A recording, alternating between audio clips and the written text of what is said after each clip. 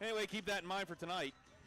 Well, fingers crossed that we don't have to deal with that here this evening. Newcastle 4-2 overall, 1-0 in the Parkway Conference after a big victory a week ago, a last-second victory, the touchdown pass with just 8 seconds to go by the slimmest of margins. A one-score victory by the slimmest of margins, getting into the end zone on that fourth down play. Rob, you saw it. You heard the excitement live. Just talk through that final play, that whole final drive, and the emotion going through Taggart Stadium in the big conference opener a week ago. It was probably their most focused drive of the season, and right when they needed it, because I was talking to some people up here in the press box. Keep in mind, 6-team conference, you got 5 conference games. You have no room for error. Even though 4 of the 6 teams are going to make the bracket, you've got no room for error. A sustained drive led by Chris Hood, hitting Austin Kelly at the goal line. Was he in? Did the ball cross? We'll never know because they called it a touchdown, helping the Canes to a 14-10 win over Montour and getting them their first Parkway win of the season. Rob, the officials say that he was in, and since it is Officials Appreciation Week, we're going to agree with them. Absolutely. I think that is a capital idea. I think we should totally do that. The Montour coaching staff, though, naturally not convinced. Most of them huddled at the 40-yard line after the game or on an iPad. I can only assume that they were breaking down that play frame by frame. But as it is, Canes 1-0 in the Parkway, hoping to go 2-0 in the Parkway here at Beaver tonight. You mentioned Chris Hood just absolutely getting it done, the Newcastle News Player of the Week here this past week. Just the numbers are staggering for this dual-threat quarterback. And you know, what's crazy is, I mean, he has had good games this season. There is absolutely no doubt about that. But he has not had a game where he's popped the top off. You know what I mean? But you look at his stats, 466 yards passing, 503 rushing. I mean, this kid is just like this shy from a 1,000-yard season here going into, week 6, game 7. And with that, too, you also have the fact that, last year he split time at quarterback with Michael Wells. Now, Wells put him at the athlete position because he's just all over the field, never knowing in the backfield, in the slot, at the wideout. That's a safe thing, and really Hood didn't do much quarterbacking until that final game of the season last year. Last year you got to put an asterisk on that season because so many crazy things happened because of COVID. And we don't have to talk about that. Just know that the Canes were able to get 6 games in. But I still think the experience he got in that 51-35 victory over Blackhawk in the last game of the season, where he was pretty much the guy behind center. I mean, that was, you could tell that was the plan for 2021, is to have him under center and have him perform to get Michael Wells, you would think, out into space and make him a little more flexible in the offense. And even with the club on his hands still a absolute dynamic weapon to be used on both sides of the football. Well, not only that, but if you go back to Chris Hood, so now here's Chris Hood, who's going to be the quarterback, right? And he's thinking, I got Michael Wells in my backfield, or I got him split out, or I got him anywhere I want him. And then he breaks his hand. And now you're like, okay. Now, granted, Chris Hood has got a lot of weapons in that offense. But when you're without Michael Wells, you do have to improvise a little bit. You got to adapt. You got to overcome if you're a Heartbreak Ridge fan.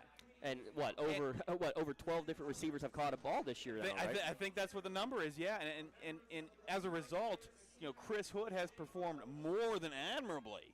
Like I said, he is an average game away from crossing 1,000 yards of total offense, 4 touchdown passes. He's got 7 rushing touchdowns. He's averaging almost 14 yards a pop rushing the football. I mean, he's had some big runs, including last week. He had a couple big runs. But he is more than acquitted himself for what he's had to adjust to this season. And it's been an impressive run for sure for that offense. Real quick here, Rob, though, I think even more impressive, the defense. It was a devastating blow last year. 35 points allowed in every single game a year ago. First game of the year against Shaler, they give up 37, and you think, oh, no, here we go again. But if you take out the Shaler game and you take out the Central Valley game, which Central Valley, one of the top teams in the state for any classification, after that, 6 points allowed, 14 points allowed, 4 points allowed. Well, really, that's technically no points allowed by the defense. That's right. and 10 points allowed against Montour, and even that, 7 came in a special teams touchdown on a blocked field goal. So the defense, I think, is what has been extremely impressive and overlooked maybe by the great offensive play of Hood. And I see where you're coming from with the Central Valley game. And I think it's easy. I don't know if you want to say dismiss it because, in the grand scheme, as far as Parkway goes, as far as the 4A bracket goes, as far as everything that counts now goes, it doesn't matter. But I'd like to think that defense, gave up 35 in the second quarter of that ball game, gave up 56 in the game, came out last week and had something to prove. And they did. They did. They only gave up, 110 total yards, 11 passing yards, which was a concern that Kenny and I had before the game because the Canes' defense, run defense, has been pretty stout for most of the season. It's their pass defense that has been tested here and there, especially in that first week against Shaler. And so the Canes were coming up against another sophomore quarterback last week against Montour, and the opportunity was there for Montour to test the waters in the secondary. They really didn't end up doing that. They tried to stay on the ground, pretty much a Lucero type team. Canes made them pay. And they made them pay and got the win. And as you mentioned it, 4 of the 6 teams in this conference will make it into the postseason. That means that 2 wins in the conference almost guarantees a playoff spot. You don't want to look at it that way, but I hate to put a number on it. Yeah. But I would think 3, and you got to feel pretty good. 3 would be an absolute guarantee. 3, I think you got to feel pretty good. I've screwed up enough in the last couple years with the whole bracket thing that I'm never going to use the word guarantee again. But 3 games, you should feel pretty comfortable. And frankly, with the talent that this team has, there's no reason to believe they cannot be 4-0 going down to the pit against Aliquippa for a chance at a conference title. And now, I realize that is a moonshot away, and it should stay a moonshot away. But again, you've got a conference, a small conference. You've seen some of the results now between these teams. There's no reason why you can't think that the Canes can't compete with almost everybody. Kickoff coming in 20 minutes time at 7:30. We'll be back in a moment as we take a 2-minute timeout pregame show here on News Radio 1200 WKST and 97.9 FM. Gas continues to rise, so why drive? Let the Newcastle Transit Authority take you where you want to go. Take the bus to work, school, doctor's appointments, or shopping, with stops throughout Lawrence County and weekday service to Pittsburgh. Perfect for those of you who drive it every day, saving yourself gas money and wear and tear on your vehicle. Public transportation just makes sense. Why drive when you can relax and ride? For more information or route schedules, log on to NewcastleTransAuthority.org. And the Newcastle Transit Authority, going your way. And remember, senior citizens ride free. GNC Community Federal Credit Union. How is your bank treating you? Do you feel like just another person in a really large crowd? Well, maybe it's time to look for an alternative financial institution like GNC Community Federal Credit Union. GNC is a safe, consumer-friendly financial service provider that offers consumers with alternatives. Visit GNCFCU.com or stop by one of their 2 locations on South Jefferson Street or 2907 Wilmington Road, Newcastle. Federally insured by NCUA. Washington Center Physical Therapy has been helping residents of the Newcastle area since 1987. They are the official physical therapy center for Newcastle Athletics and specializes in orthopedic problems, especially the knee and shoulder. When your doctor orders physical therapy, by law, you have a choice of where to go. Choose Washington Center Physical Therapy for your best outcome. Visit them on the web, WashingtonCenterEPT.com. Washington Center Physical Therapy in downtown Newcastle, a proud sponsor of high school sports.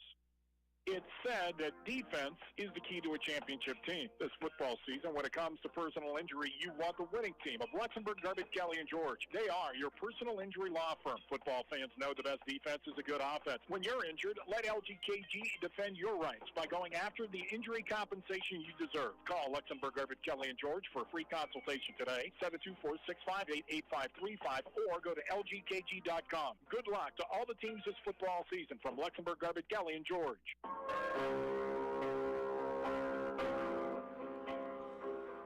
And back here on News Radio 1200 WKST and on 97.9 FM, and also video stream today on the Lawrence County SportsNet, lcsportsnet.com. I'm James Dotson alongside Rob Gregory. Kickoff 7:30, a unique, it feels like, only a few schools remaining do it, and talking to the staff and the athletic director here at Beaver High School. A very good reason for that, Rob. We got the story, didn't we? It's a great story. 7:30 is the traditional start time for high school football, as a lot of you probably know. And then a lot of schools, including Newcastle, decided to push that up a little bit, a half hour. But here at Beaver, they can't do that because the sun blinds everybody here in the press box in the first quarter if they're starting those games at 7 o'clock, particularly in September and the first part of October. So they start at 7:30 when they know the sun will be behind the trees here at Gypsy Glen. We can have a unfettered view of tonight's ball game. Now, naturally, of course, wouldn't matter tonight. I mean, you know, we're watching the skies for whatever, as I'm done jinxing the place. But anyway, that's why we go at 7:30 here at Pat Tarquinio Field. Well, that means so that we have some time to get some early score updates from the rest of the WPIAL and Lawrence County action. Actually, Laurel already with an early lead over New Brighton with an early Luke McCoy touchdown. He's one of the top rushers in the entire WPIAL. Let's take a look at some of the other games across the county, and we'll start right there in AA. Laurel still undefeated here, Rob, and they're looking to make it 7-0 heading into next week, a game that could be faced off against Mohawk, who, if they beat Beaver Falls tonight, that'd be a battle of 4-0 teams at the top of the MAC conference. Boy, it sure would. And Laurel looking so strong, averaging more than 40 points a game. Their defense just giving up just over a touchdown and extra point. And there's Mohawk right there at the top of the conference at 3-0, 4-2 overall. Not a high-scoring team, but has a defense that's pretty stout too. And the rest of the conference, Neshannock, after their loss early in the year to Mohawk, they lost a lot of their starters. Their leading rusher, receiver, and thrower, yet they're still finding ways to win, and would not be surprised to see that team continue to move forward. Kind of hard to sleep on the Lancers, don't you think? I mean, they've got that conference loss, but they're another defense that's giving up 8.2 a game and almost putting up 40 a game and only has that one loss. So, yeah, don't sleep on the Lancers just yet. The big team, though, in Class 2A, looking down at that Three Rivers Conference, Stowe Rocks are one of the top-ranked teams in the state. I mean, they're going to be the team to beat for sure with a dual quarterback system, and it's still tough to tell which one of them is better. It'll be tough to see any team in the WPIL or even the state that's going to compete with Stowe Rocks. They hung 63 on Southside Beaver last week, and are they still off this week? Did they not find an opponent? I don't believe they see did. That they got a forfeit over Seton LaSalle today. And, of course, you know, so did Washington. Well, the internet was all abuzz. Hey, why won't you guys get together? I got news for you. No, that's never going to happen. Never, ever, ever going to happen. You're going to have to wait. You're going to have to wait to either the Whippeal semis or the Whippeal final to see a Stowe Rocks Washington matchup, as much as everybody wants it. Well, Sarah Catholic, right? And you're right. You're pointing at my sheet. There's Sarah Catholic, who, you know, because of their schedule and because of all these forfeits, I'm telling you, they're going to finish the regular season 17-0 or something like that because they keep adding these games. They're already credited with 8 wins because of the 2 forfeits, but they get the week off too after Ligonier Valley. Nothing to do with COVID, just the numbers that they have right now and all the injuries they have right now. You know, Ligonier Valley getting shut out last week against Steel Valley, and that might be a little bit of a misnomer only because Ligonier Valley didn't have a lot of its top guns for most, if not all, of that ball game last week.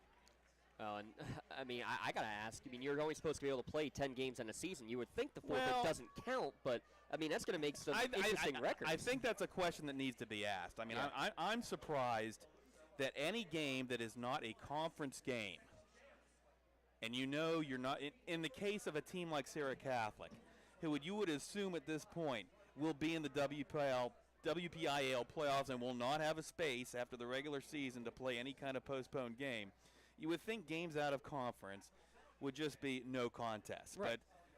But that is not how it's being done right now. And you know, it could be something that the WPIAL looks at and says, you know, well, we're going to switch this up a little bit. And conference games, of course. You've got to award the forfeits at this point. I mean, there's just no room. There's just no room to put them anywhere else, and that's fine. That's fine. But you got a Washington team.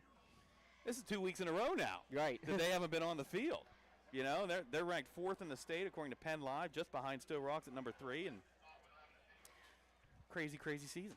Farrell and Wilmington are 2 teams that are up there as well. They're doing battle tonight up there in Mercer County. That'll be a good game to keep an eye on this evening as well. You mentioned the lack of players. Let's jump down to Class 1A where Union was uncertain throughout most of this week whether they were even going to have a game. How's this for a score update? 3 minutes into the game, they lead Olsh 14-7 already. How about that? You know, Olsh and Cornell right now at the top of that conference with Rochester, who checked into the Penn Life State rankings this week at number 10. But Union, that would be an absolutely huge win. It would even their conference record and kind of get them in a better position.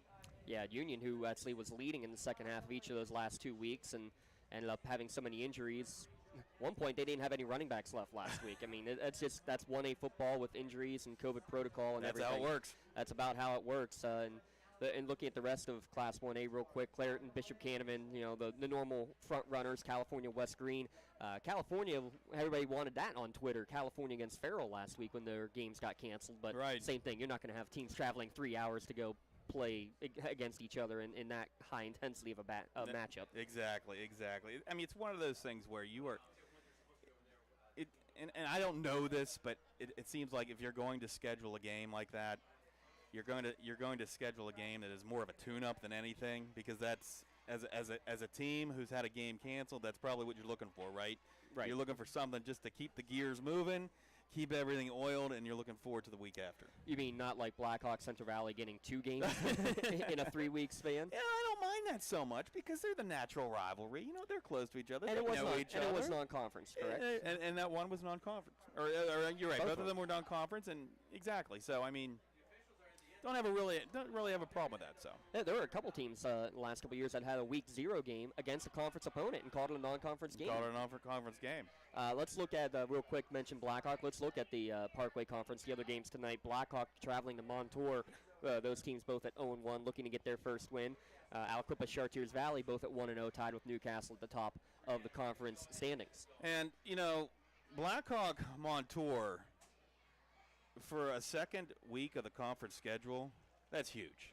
That's a huge game already. Yeah. I mean, to be 2 games in when you have 5 games total and be 0-2, I mean that is a steep hill to climb. So that will be a huge watch this week, especially seeing the Canes going to Blackhawk next week. Yeah, for sure. And then on the other end, obviously Aliquippa Chartiers Valley, the winner of that one still has the fast track to be going for a conference championship down the road. And looking at the other teams here in Class 4A, obviously Thomas Jefferson's up there, Moon in the state rankings now. Just a lot of quality teams in this 4A field. Yeah, you've got Bell Vernon, who knocked TJ off 2 weeks ago. Yeah. We'll see how TJ responds against Laurel Highlands. Laurel Highlands only has 1 loss this year, and that was to Bell Vernon last week. TJ had the week off last week. I'm probably to stew over that loss to Bell Vernon, so we'll see how they respond at Laurel Highlands tonight. Lots of games going on already. We're about 10 minutes from kickoff here at Pat Tarquinio Field, Gypsy Glen Stadium. So what we're going to do, we're going to take another 2-minute timeout. We'll come back and have kickoff here from Beaver High School. The Canes and the Bobcats coming up in about 10 minutes' time here on News Radio 1200 WKST and 97.9 FM. Gas continues to rise, so why drive? Let the Newcastle Transit Authority take you where you want to go. Take the bus to work, school, doctor's appointments, or shopping, with stops throughout Lawrence County and weekday service to Pittsburgh. Perfect for those of you who drive it every day, saving yourself gas money and wear and tear on your vehicle. Public transportation just makes sense. Why drive when you can relax and ride? For more information or route schedules, log on to NewcastleTransAuthority.org. And the Newcastle Transit Authority, going your way. And remember, senior citizens ride free. GNC Community Federal Credit Union. How is your bank treating you? Do you feel like just another person in a really large crowd? Well, maybe it's time to look for an alternative financial institution like GNC Community Federal Credit Union. GNC is a safe, consumer-friendly financial service provider that offers consumers with alternatives. Visit GNCFCU.com or stop by one of their 2 locations on South Jefferson Street or 2907 Wilmington Road, Newcastle. Federally insured by NCUA. Washington Center Physical Therapy has been helping residents of the Newcastle area since 1987.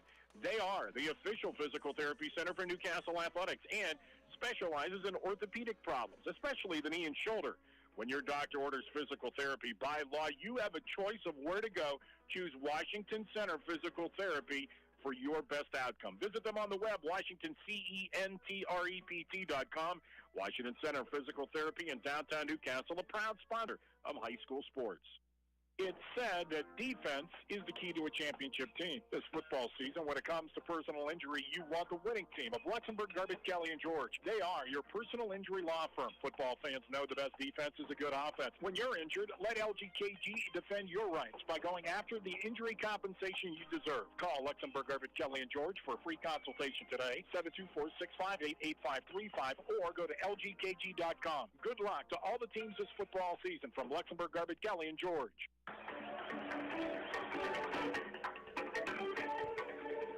Kickoff just 8 minutes away here on News Radio 1200 WKST. Video streaming at lcsportsnet.com. I'm James Dotson, Rob Gregory alongside. We'll take a look at the full starting lineups here in a minute. The starters just getting the introduction here at Beaver for their offense, and really their offense mainly going around their star quarterback, I would call him a run-first quarterback from what we've seen and what the stats say for sure, Rob. But Wyatt Ringer, definitely a threat out of the backfield. I feel like we've been talking about Wyatt Ringer for about 10 years here at Beaver. I mean, he's one of those special players that has contributed here for a long time. And, you know, he comes into the ball game with 576 rushing yards, 6 touchdowns, 5.5 yards a carry. He's also thrown the ball a little bit. Little problem with the interception, but he's got a couple of touchdown passes, but there is no doubt that the offense runs through the senior, Wyatt Ringer. Let's take a look at the rest of the starting lineups. We'll continue with Beavers. We just talked about Wyatt Ringer. Liam Gibson and Jacob Hilton join him in the fullback. You also see J.J. Shalcross at the running back wideout position. Owen Petro and Jack Corman, the wide receivers. The offensive line, Amari Smith, Jason Goddard, Kyle Spickler, Nick Collins, and Noah Reagan. Mitch Lang is the tight end. Looking at the Newcastle defense on the defensive line, Bryce Wood, Devin Palmer, Alex Fox, and Marcus Evans, the linebackers, Michael Wells, Chris Hood, and Keith Morton. And in the secondary, Tyler Leakins, Andre Jackson are the cornerbacks. Austin Kelly, Tayshawn Wilkins are the safeties. The linebackers, Hood and Wells, really devastating, both double-digit tacklers a week ago. And again, we mentioned it, only 3 points allowed on the defense, and that was after a short field after a failed attempt at a fake punt there, Rob. Holding that Montour offense to, 110 yards. That defense really flexed its muscles, and it's going to have to be up to the challenge here today against a really good rushing attack. Yeah, and you know, the linebacking core had a good night last week, if only because of the way that front four played. Devin Palmer seemed to be into the backfield almost all night. I mean, he was just a devastating force, so that is someone the Bobcats will have to account for immediately. But it's a defense, again, they got rung up a little bit against Central Valley. Not that there's not any shame in that, because, I mean, we're talking about a Central Valley team that, you know, for all intents and purposes, you would expect to be in the Whitfield Championship hunt, in the PIAA Championship hunt. But you'd like to think that the Canes came out of that game a little sore, hurting a little bit with something to prove. Hopefully it carries over tonight here against Beaver. Let's flip the page here. Look at the Newcastle offense. Chris Hood behind center. Again, the Newcastle News Player of the Week this week. Michael Wells all over the field. You'll see Kayvon Gardner mainly in the backfield, amongst others. Andre Jackson, Tyler Leakins, Austin Kelly, the wide receivers. Mateo Savage at tight end. And the offensive line, Alex Fox, Antonio Gardner, Cameron Holmes, Devin Palmer, and David Jackson from left to right. Beaver counters defensively with J.J. Shalcross and Mitch Lang on the ends. Cade Pattison, Omari Smith, the defensive tackles. Liam Gibson, Josh King, Jacob Hilton are the linebackers. Jack Corman, Dylan Porto, Wyatt Ringer, and Owen Petro in the secondary. Looking at this Newcastle offense again, getting it done mainly on the ground with Chris Hood. I think you're going to see both quarterbacks trying to flex their muscles here early in the ground game to maybe set up some more opportunities with a stacked box. Would not be a surprise. And, you know, you look at Michael Wells' numbers since he came back, you know, briefly in the Mars game.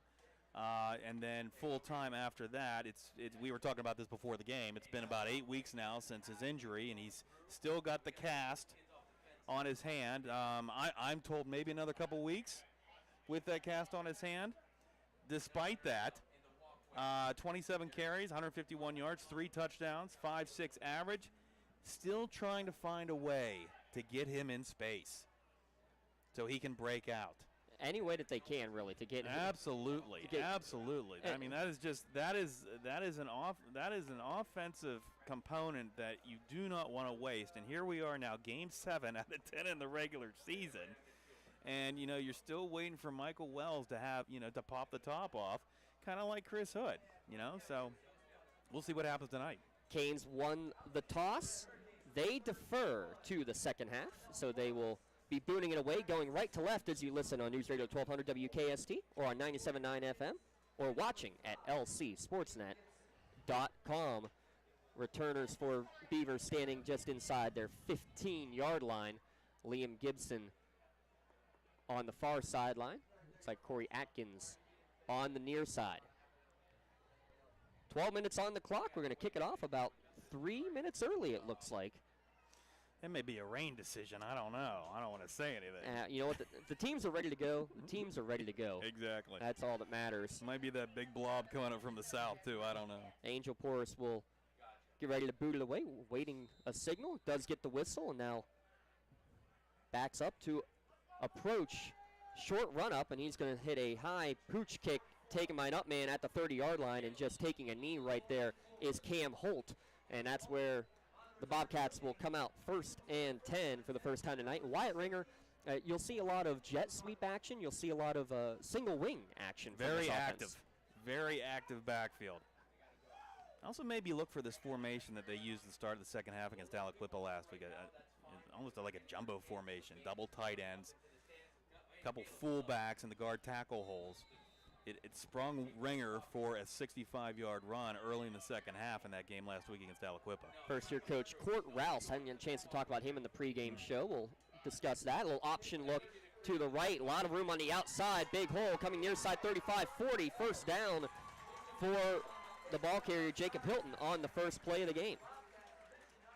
We give him a gain of 11 out to the 42-yard line. Just a traditional option, and the defensive end there, Rob, unable to hold the edge. He was able to get to that corner fast and picks up the first down of the night for either team. One play, one first down, and there you go. You see the threat. See the decision-making that Wyatt Ringer's making in the backfield already. Trips to the left this time in the 4-receiver set. Option the other way, but this is a keeper the whole way for Ringer. Up the gut, not much room there. 2 yards on the pickup. Give it down, 2nd down and 8. Ball at the 44-yard line, opening drive of the game here for Beaver. They never huddle.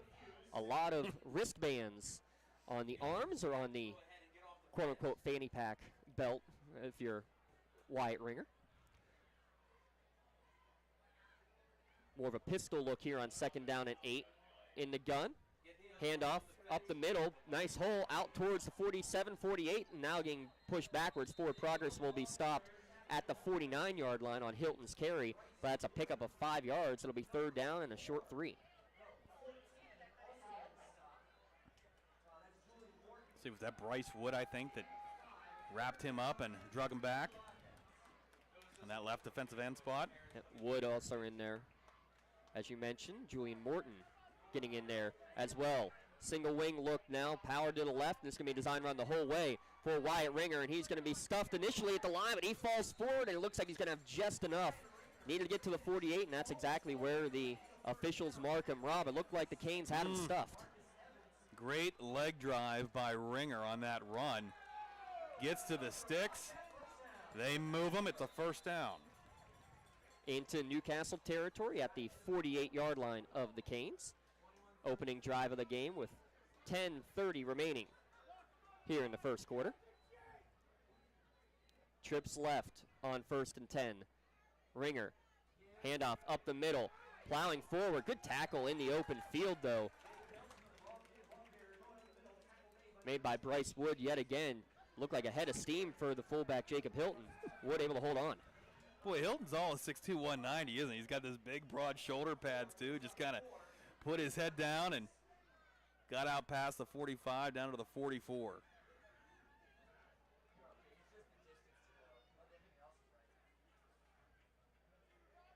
Yeah, I think that 190 very deceiving.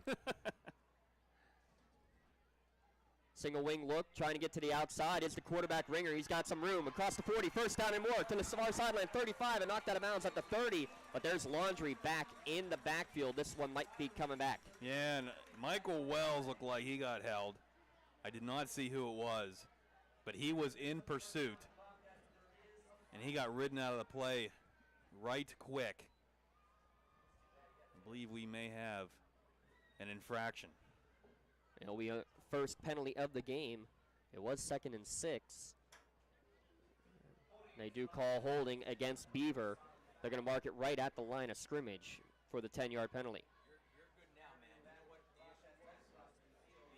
That'll move the ball back into Beaver territory. They'll mark it back at the 45 of the Bobcats. 2nd down and 17 now upcoming. 9:38 remaining, opening quarter. Week 6, Game 7. Ringer rolling to his right, looking to throw. He's going to throw on the run towards the near sideline, and it's going to be juggled and unable to make the catch on the play. That was number 15, the intended receiver, Jack Corman. Morton in coverage, 3rd down now coming. 3rd and long, and we've seen a couple times on 3rd and long, you've seen Isaac Pupai come in and make some throws. We'll see if they do that. He is not on the field. It will be Ringer still in the gun. Even a reception there keeps you 8 yards short of the 1st down, but it definitely does make it manageable. It is 3rd and 17. 3 receivers right. This will just be a design run for Ringer up the middle, and he's stuffed right at the line. Maybe a gain of 1. It's going to be 4th down and long coming. That play blown up initially by Devin Palmer in the middle. Yeah, big Devin Palmer wasn't fooled. So that holding penalty proves ultra costly. So that means going back to punt will be Evan Baker, standing at his own 25-yard line to receive. I believe that's Tayshawn Wilkins. One gunner to the near side in the punt formation for the Bobcats. Snap back. Kick is away. Flag thrown right at the snap. Catch taken at the 24-yard line. Shake and bake. It's Jackson on the return. Makes a couple men miss. He's going to drag Pyle forward and finally get knocked down at the 32-yard line. That's where the Canes will start 1st and 10, maybe. Let's see what the flag was right back at the snap. Flag's laying at the 36-yard line here on the near side. Canes in their road whites with the road pants. Bobcats wearing the garnet, the official name of the Bobcat color? I'd go with it. Pretty great dichotomy with garnet. All right. Pretty great dichotomy of the two uniforms, the all garnet and the all white. So procedure penalty, they're going to mark it back 5 yards and elect to re-kick. They're going to push him back some more. So interesting. So Jackson will be back to receive. Jackson standing at his own 35-yard line. 4th down, 22. Ball at the 41-yard line, and now a whistle. And it looks like Beaver is going to take their first timeout of the opening half. We'll keep it right here on News Radio 1200 WKST, 97.9 FM, and video stream at lcsportsnet.com. I'm James Dotson, Rob Gregory alongside. 8:32 remaining in the opening quarter. Beaver, a couple of 1st downs, but man, that penalty certainly was costly. I'll tell you what, I mean, they were being pretty successful moving the football against the Canes there for the first, 8 plays of that drive. And had that flag, and it all fell apart. You had the incomplete pass from Ringer on a 2nd and 17, and then the 1-yard run by Ringer. After that, Devin Palmer not fooled. So the Canes should have decent field position.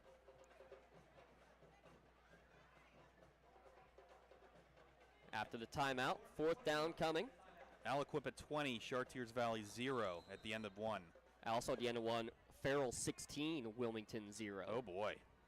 Snap back on 4th and long, punt away from punt. Beaver. Good punt. It's going to be taken at the 34-yard line by Jackson. Makes the first man miss, but he's going to be gobbled up right there at the 35-yard line. A return of 2 yards on the play, but a good punt, good hang time, and good coverage by the special teams of Beaver. That's something Newcastle was able to do off the foot of Michael Wells last week against Montour. He boomed a couple 50-yarders that really changed field position several times in that ball game. So don't sleep on the punt. Only a 26-yard punt, but it certainly felt like more than that. Sure did. Ball at the 36-yard line. Canes with their first possession of the night. Good coverage helps with that, too. Absolutely.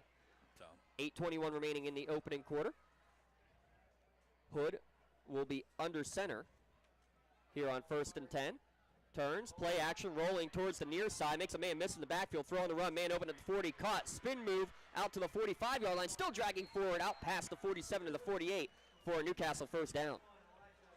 Owen Cavarino with the catch. Give him a gain of 12. a nice rollout from Hood, avoiding the pressure. And once that pressure fell, he had plenty of time to hit his receiver and get a first down at their own 48.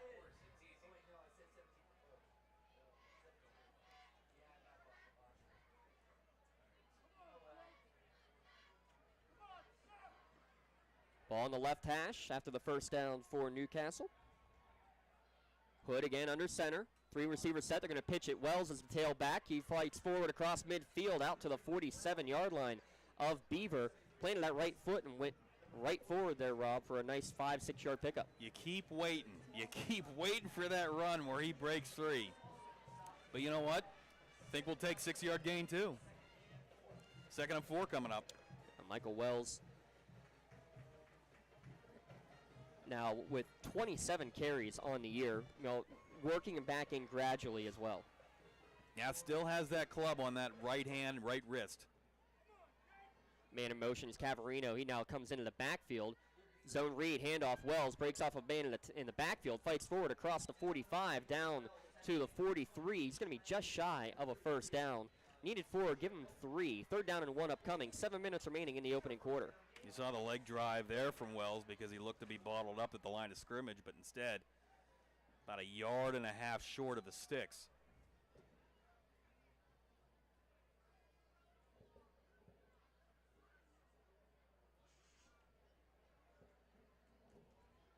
Yep, they will mark it at the 43.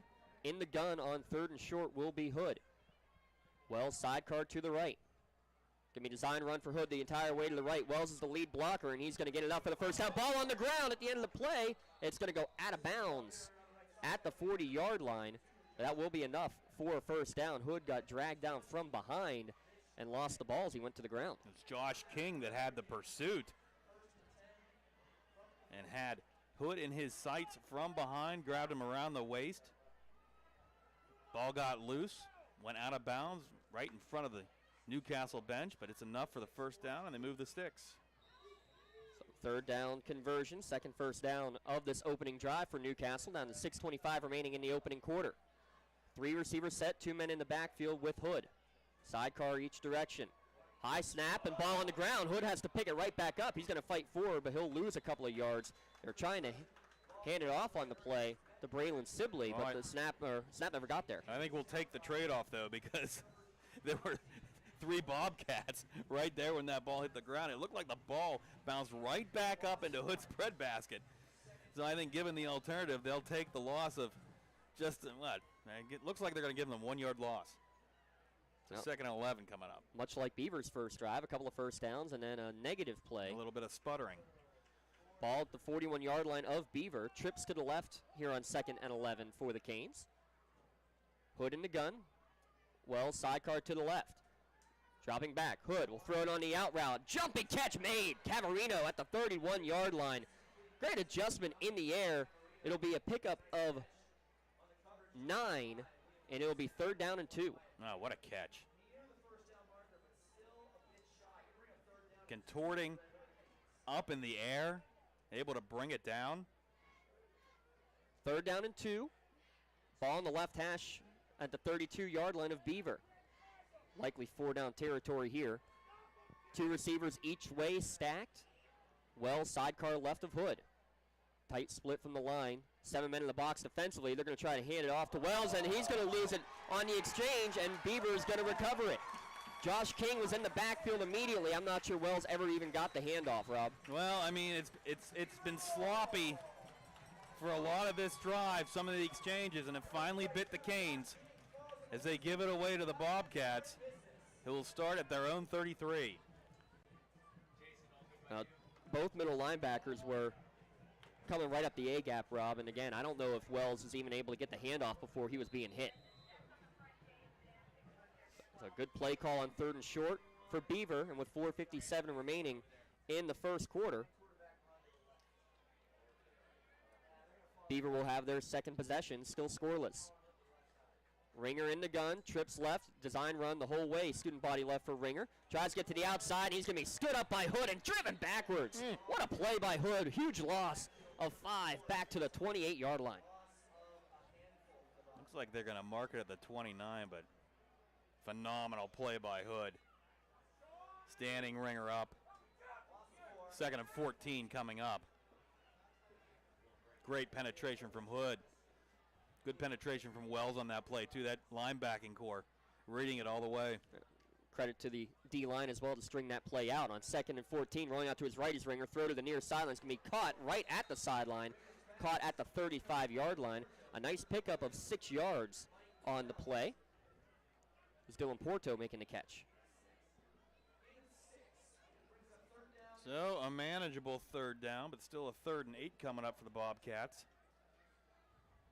Either third down of the evening. They're 1 for 2 conversions. 3rd down and 8, very manageable. Trips left, sidecar to the left is Hilton. And a hard count, and it looks like it'll be 5 free yards.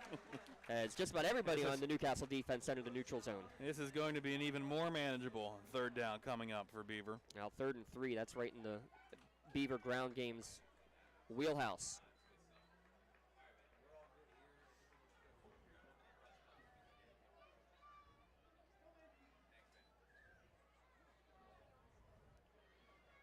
Ball moves out to the 40-yard line. 4:18 remaining in the opening quarter, still scoreless. Ringer, the quarterback, only man in the backfield, trips to the left. Single wing look, stack to the left. He's going to run it to the right this time, goes right at Hood, breaks off a tackle from him, and he's going to fight forward and get enough for the 1st down all the way out to the 45-yard line. Yeah, Ringer getting that with ease. Another 1st down for Beaver.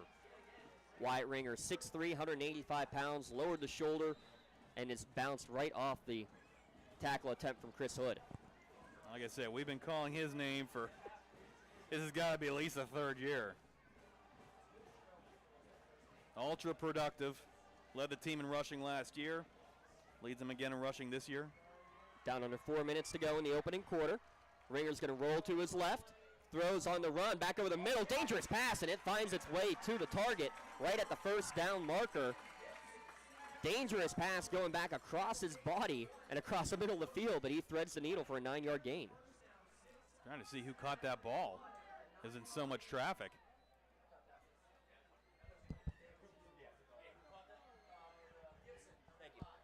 Thank you, Liam Gibson with his first catch. Gibson with the catch. All right. Appreciate it. To our Beaver compatriots to our left.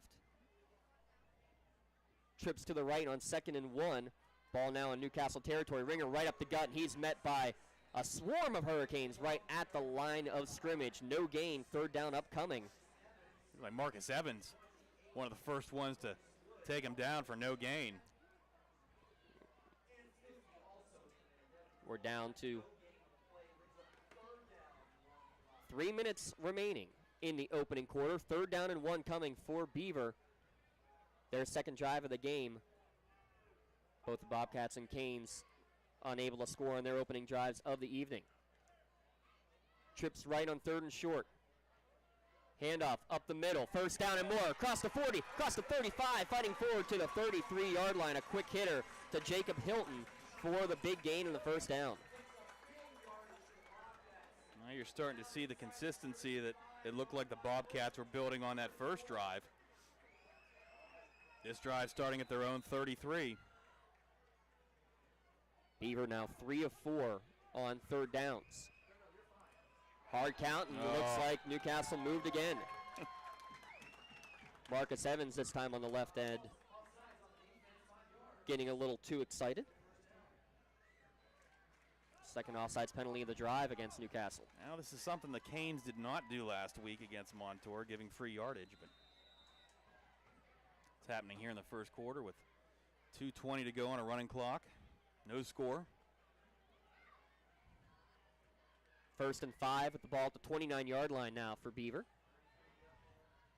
Ringer Single wing right, direct snap going straight forward inside the 25-yard line near the first down marker. Looks like he's got enough. Needed 5, got 6. 7 carries for Ringer already. Just 13 yards, but he's been effective in yards after contact on this first 2 drives for Beaver. And you've got to appreciate how durable he is. You know, as many times just in this game, you know, he's kept it in between the tackles, and the number of carries that he's had this year and everything that he's being asked to do.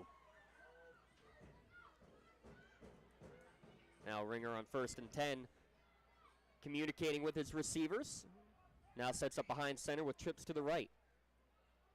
Hilton, the fullback, behind him. He'll get the handoff right up the middle, fights forward, and keeps the legs moving, gets down inside the 20, down to the 19. Pickup of 4 yards, and it looked like he wasn't going to get much at all, but give him a nice gain. Like Marcus Evans was doing a little ball hawking there, too. It looked like the bread was there for the taking, but Jacob Hilton said no way and gets himself across the 20. The Beaver continues to drive. As we approached 1 minute to go here in a fast-moving opening quarter. Didn't realize we started at 7:30, how quickly this one's going. Another hard count, this time Newcastle able to stay on sides. 2nd down and 6. Ball at the Canes' 19-yard line. Ringer now changing the play, down to 10 seconds on the play clock. Moves Hilton from his right to his left. Option look to the left, quick pitch out to Hilton, to the 15, out of bounds after a hard hit right at the first down marker. Speed option has probably been their best play of the night. Man, that was a fastball. That was one of the most authoritative pitches I've ever seen. But a 6-yard gain. Do they move the sticks? Yes, they do. So another first down coming up for Beaver. Mentioned the Shannick in the pregame show. Well, they're off and running big time. Already 31-0 before the halftime break over Riverside. Yeah, hard to sleep on that team. Ball at the 13-yard line, 1st and 10. Another option look to the left. This time keeper by Ringer. Breaks a tackle at the 10. Fighting forward. Rugby scrum now at the 5. Pushing forward. He's still going down towards the 4. Towards the 3-yard line before he's finally knocked down. Ball is loose. Newcastle says they have the football.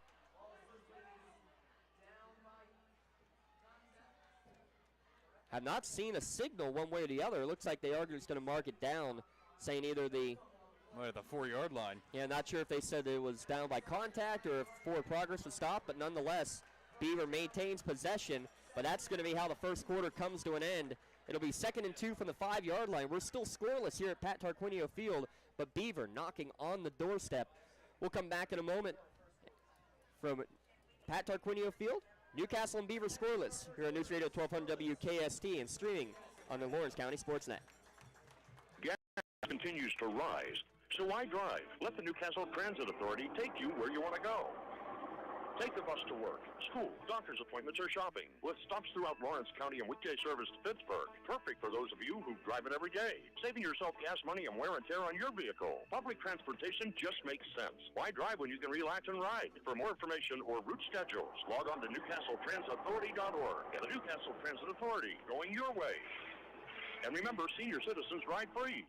Newcastle High School football, sponsored in part by Washington Center Physical Therapy. News Radio 1200 WKST Newcastle.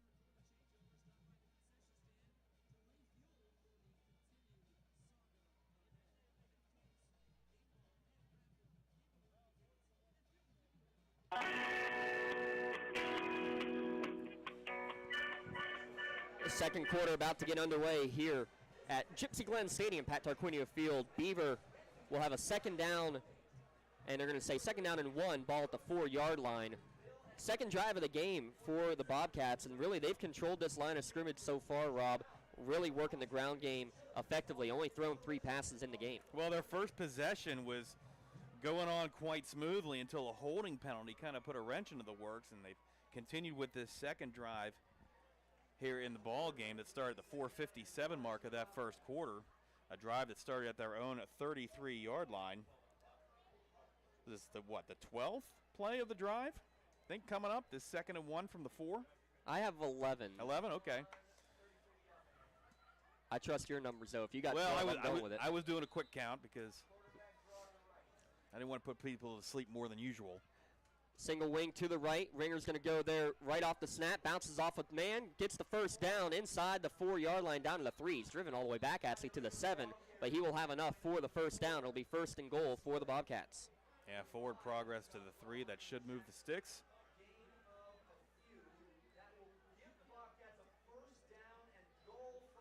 First and goal to 3, and I have a feeling you're going to see Ringer take this a couple of times right up the gut and try to punch it in from 3 yards out or less.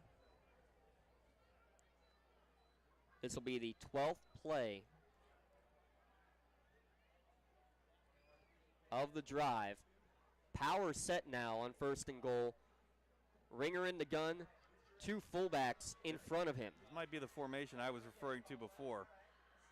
He's going to go to the left end, and he's going to go untouched into the end zone for the Bobcat touchdown. First score of the evening, and it comes for the senior quarterback, Wyatt Ringer, his 10th carry of the evening. Caps off a 12-play scoring drive. That's that double tight end and fullbacks between the guard and tackle boxes. Play that they ran a couple times with a little bit of success early in that second half, and they lost to Aliquippa last week, and really Ringer untouched.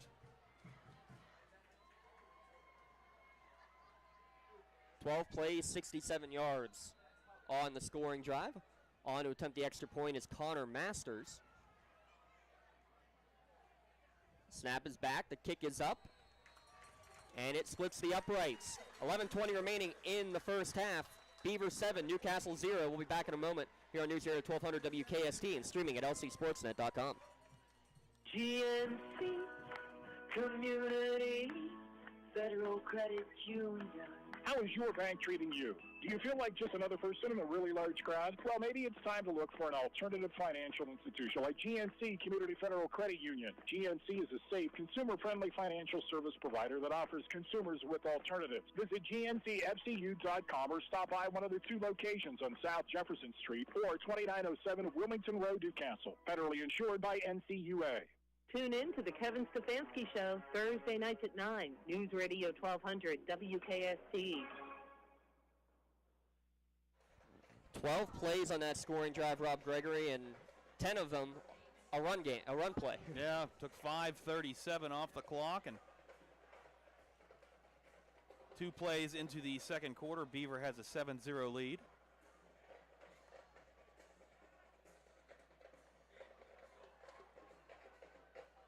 I'd have to guess, too, that probably what that first drive was going to look like, too, had it not been sidetracked by that holding penalty. Yeah, you're right. It was as good as the Canes were against the run last week. They are facing a stiffer challenge tonight here at Beaver. Kickoff going right to left. Nice kick taken at the 10-yard line by Newcastle. Coming to the near side is Jackson. Stops on a dime, now goes back to the far side of the 20. Makes a man miss to the 25, fighting forward out close to the 30-yard line. That's where Newcastle will take over 1st and 10 with 11:10 remaining. And at this point, I think if you're Newcastle, hey, let's just go back to playing our game. Oh, absolutely. Absolutely. I mean, they've only had the 1 drive. They only had the ball, 3:24? 3:24 of that first quarter, so I don't think there's any call for drastic change of game plan at this point. Got to take care of the football, though. We saw some really sloppy transfers in that first drive that it finally cost them at the end. And with that being said, going back under center, turn, handoff to Wells, fights forward out past the 30, still fighting forward out to the 35 and close to the first down marker at the 38-yard line, and he will have enough for it. And I was going to say the first couple plays of the first drive were under center. Not really surprising to see them go back to it. Well, you just see the strength of Mike Wells, too. Because once again, he was bottled up in and around the line of scrimmage. Keeps driving those legs and ends up getting 11. Mark it at the 39-yard line. Early second quarter. Newcastle with the ball. Trips to the right, trailing 7-0. Verino getting in motion. They're going to throw a little swing. It's made backwards pass to him, and he's going to get dragged down for a huge loss back to the 30. Not fooled at all on that play was the defender. J.J. Shallcross says no one shall cross on that play. That's a loss of 9.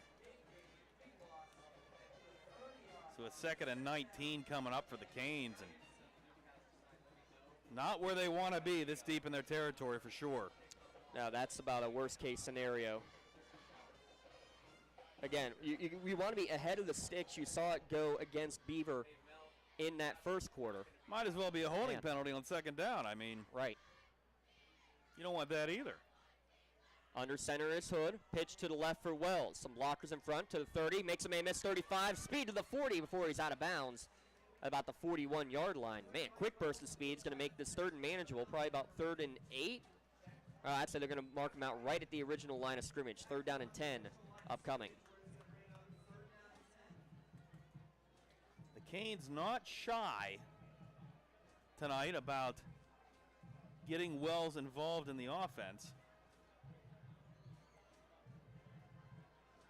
which is good news if you're a Canes fan.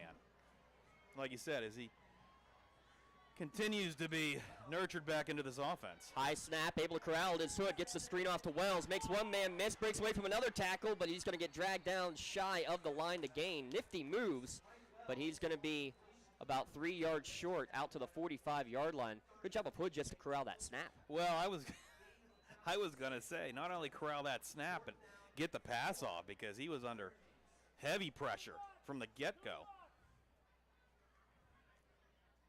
Gain of 6 for Wells, and it looks like the offense might be staying out on the field here.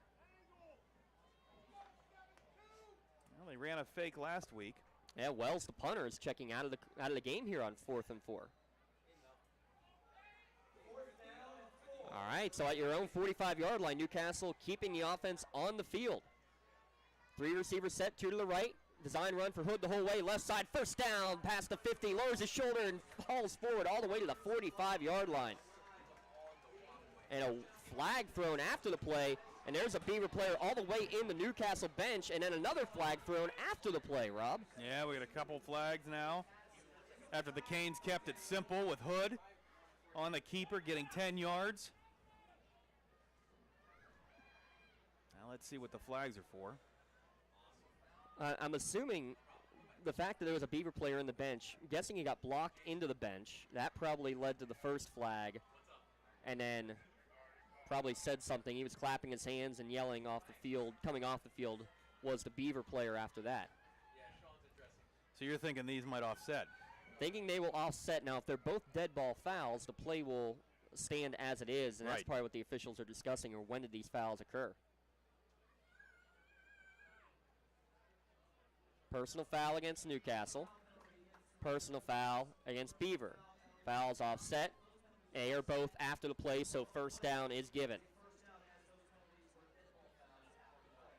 So a 7-yard gain for Chris Hood, and that's a big 4th down conversion to extend the drive.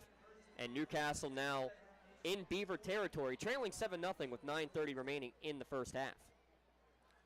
So Hood must have stepped out of bounds over there, because I thought he was down at the 45-yard line. He was far from out of bounds, so I guess maybe the knee went down, or maybe they I guess that's possible. Maybe they just made the incorrect marking too. Like I said, I thought he was down at the 45, but that's all right. First down for the Canes at the Beaver 48. Well, there was plenty of extracurriculars going on. I think the officials had plenty to worry about. Yes, there was. So Hood in the gun. Wells sidecar left, dropping back is Hood on 1st and 10. Pump, steps up in the pocket. He's going to throw on the run. Man open down the sideline. Tipped and intercepted by Beaver. Did he keep the feet in bounds? It was deflected by Josh King, and Jake Corman, was the one able to grab it. And credit J.J. Shellcross, because he was on the pressure. Hood maybe should have just went down and ate it, but he tried to hit his receiver on the far side. So another nice drive for Newcastle, getting into Beaver territory. This time, though.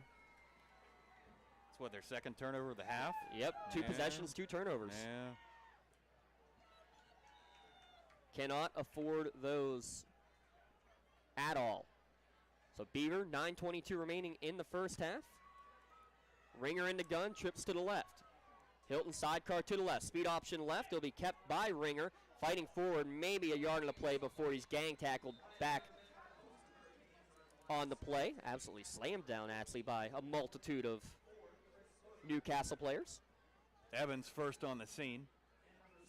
Already 11 carries for Ringer on the night, and that's no surprise. I was going to say that's pretty average evening for the senior. Well, he averages over 20 per game on the ground. That's 20 rushing attempts. And it looks like Beaver, with some confusion, is going to take another timeout with 8:43 remaining in the first half. Let's take a 30-second timeout as well here on News Radio 1200 WKST and video stream at lcsportsnet.com. Washington Center Physical Therapy has been helping residents of the Newcastle area since 1987. They are the official physical therapy center for Newcastle Athletics and specializes in orthopedic problems, especially the knee and shoulder.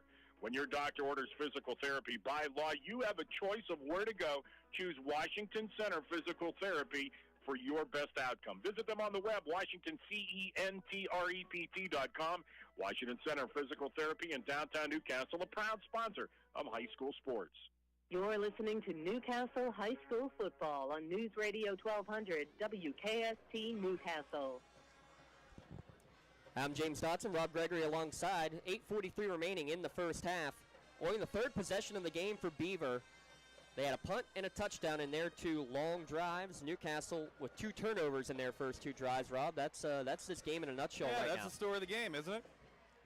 Couple Parkway scores. Aliquippa leading Char Valley 28-13 and in the second quarter, and Blackhawk leading Montour 14-7 second quarter. Latest score update, Laurel all over New Brighton, 35-0 at the half.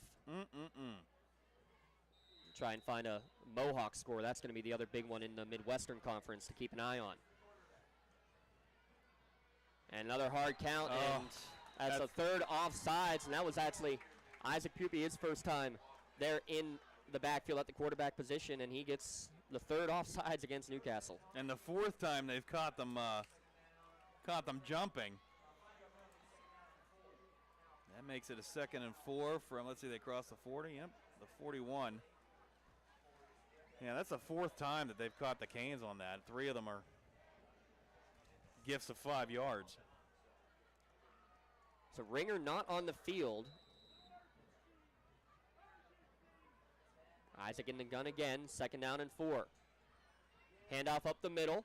Not much room, but fighting forward is the fullback Hilton, and he's going to get to the 45-yard line, make it the 46 and a first down. And again, Newcastle claims they have the football at the end of this play. The officials not having anything of it. Julian Morton comes up with the football. No, once again, they said that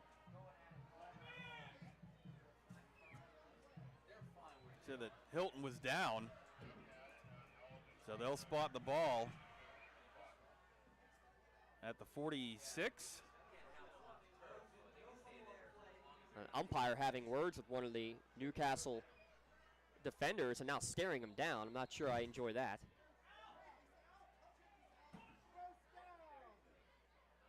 So now they finally move the chains. Hilton has to come off the field as he lost his helmet during the play. Now the officials are going to have a conference. It is Officials Appreciation Week across the PIAA. Ball at the 46-yard line. Beaver with possession. What do you have Hilton for tonight? He's having a nice first half. 7 carries, 47 yards. Yeah. Ringer, 11 carries, 27 yards. Yeah, so this hasn't been entirely the Wyatt Ringer show here in the first half. And well, now those two both on the bench on 1st and 10. Handoff to the new man in the backfield. Fighting forward past the 48, 49-yard line all the way to midfield on the carry. Give him a gain of 4. That was number 5, Liam Gibson, with his first carry.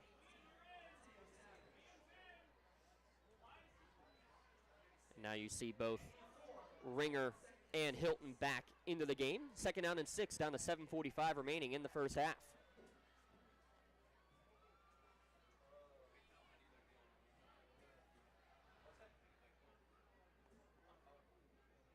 Getting the play from the sideline, taking their time too is Beaver on each and every one of these plays.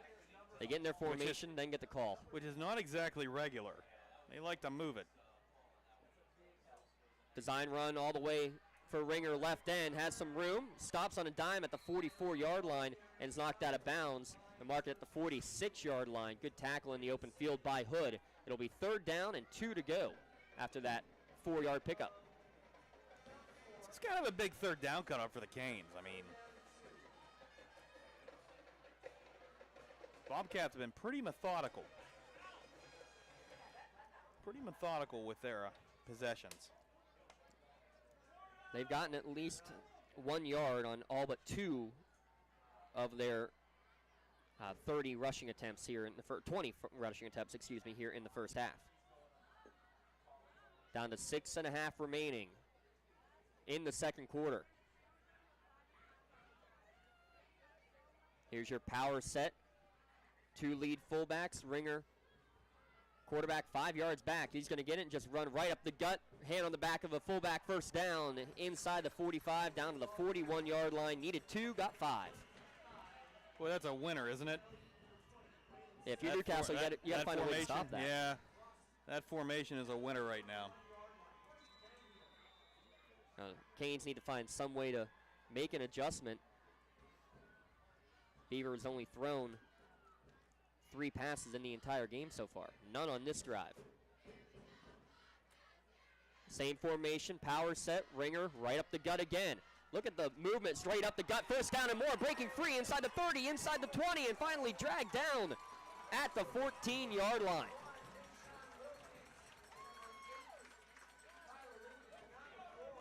And that was the kind of spring that Ringer got early in the second half against Aliquippa last week that led to their only score. And it comes out of that power formation. And Newcastle takes a timeout with 5:52 remaining. We'll take one as well here on News Radio 1200 WKST in Lawrence County SportsNet. It's said that defense is the key to a championship team. This football season, when it comes to personal injury, you want the winning team of Luxembourg, Garbett, Kelly, and George. They are your personal injury law firm. Football fans know the best defense is a good offense. When you're injured, let LGKG defend your rights by going after the injury compensation you deserve. Call Luxembourg, Garbett, Kelly, and George for a free consultation today, 724-658-8535, or go to lgkg.com. Good luck to all the teams this football season from Luxembourg, Garbett, Kelly, and George. The Canes, sponsored in part by the GNC Community Federal Credit Union. News Radio 1200 WKST. 5:52 remaining in the first half. Newcastle just took their first time out. They trail 7-0. Rob, they need to find some way to stop this run game that they're just getting pushed backwards on every play. The Bobcats are pretty methodical here in the first half. And, the Canes are killing themselves once again.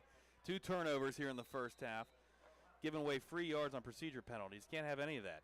3 offsides penalties from the defense. Ringer tried the hard count here, more disciplined this time on the defensive front were the Canes.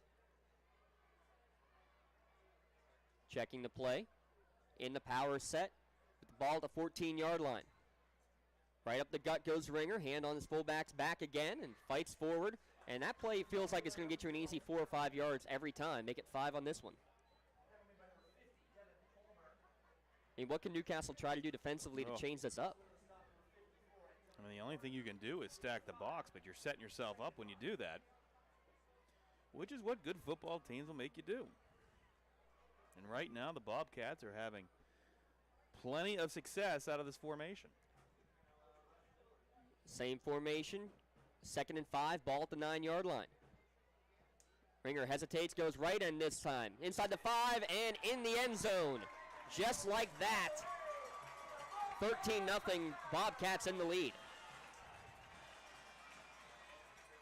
He wasn't untouched, but I don't think he faced a lot of problem getting to the end zone.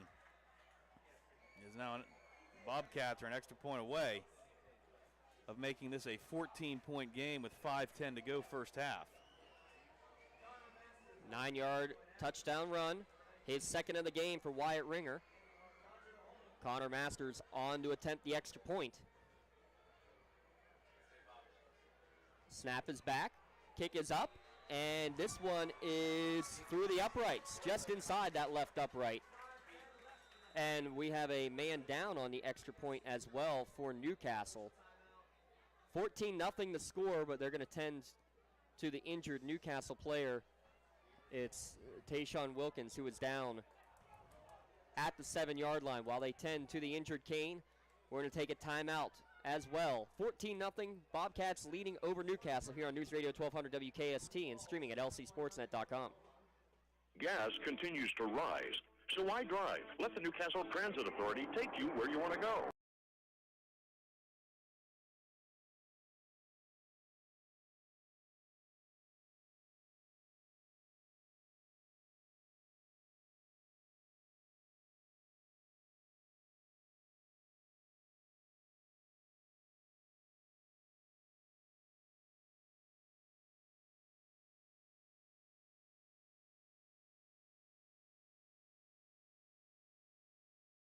Exactly what it was the other way around against Montour a week ago.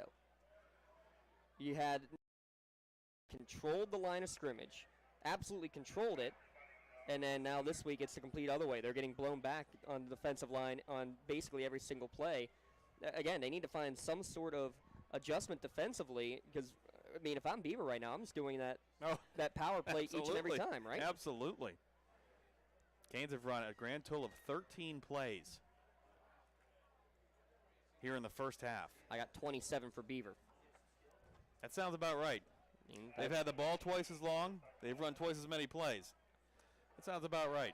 Well, so right now, though, the concern is Tayshawn Wilkins for Newcastle still on the ground after going for the blocked extra point. And, you know, I hate to say this, Rob, but this is just, you know, some eerie memories of a couple of weeks ago at the Summit Academy game. Wilkins is moving around out there on the field. There are some good signs, at least this time. But here's not the good signs. I see the ambulance moving behind the end zone to our left. Yeah, let's hope that this is purely precautionary. Instance a couple weeks ago with Summit Academy, they were pretty adamant and immediate when they called for the ambulance. And I'll tell you what, I saw a similar scenario right away, though. So you had Beaver players and Newcastle players all immediately hovering over the body of Wilkins down on the field and immediately calling for assistance. It's not what you want to be seeing.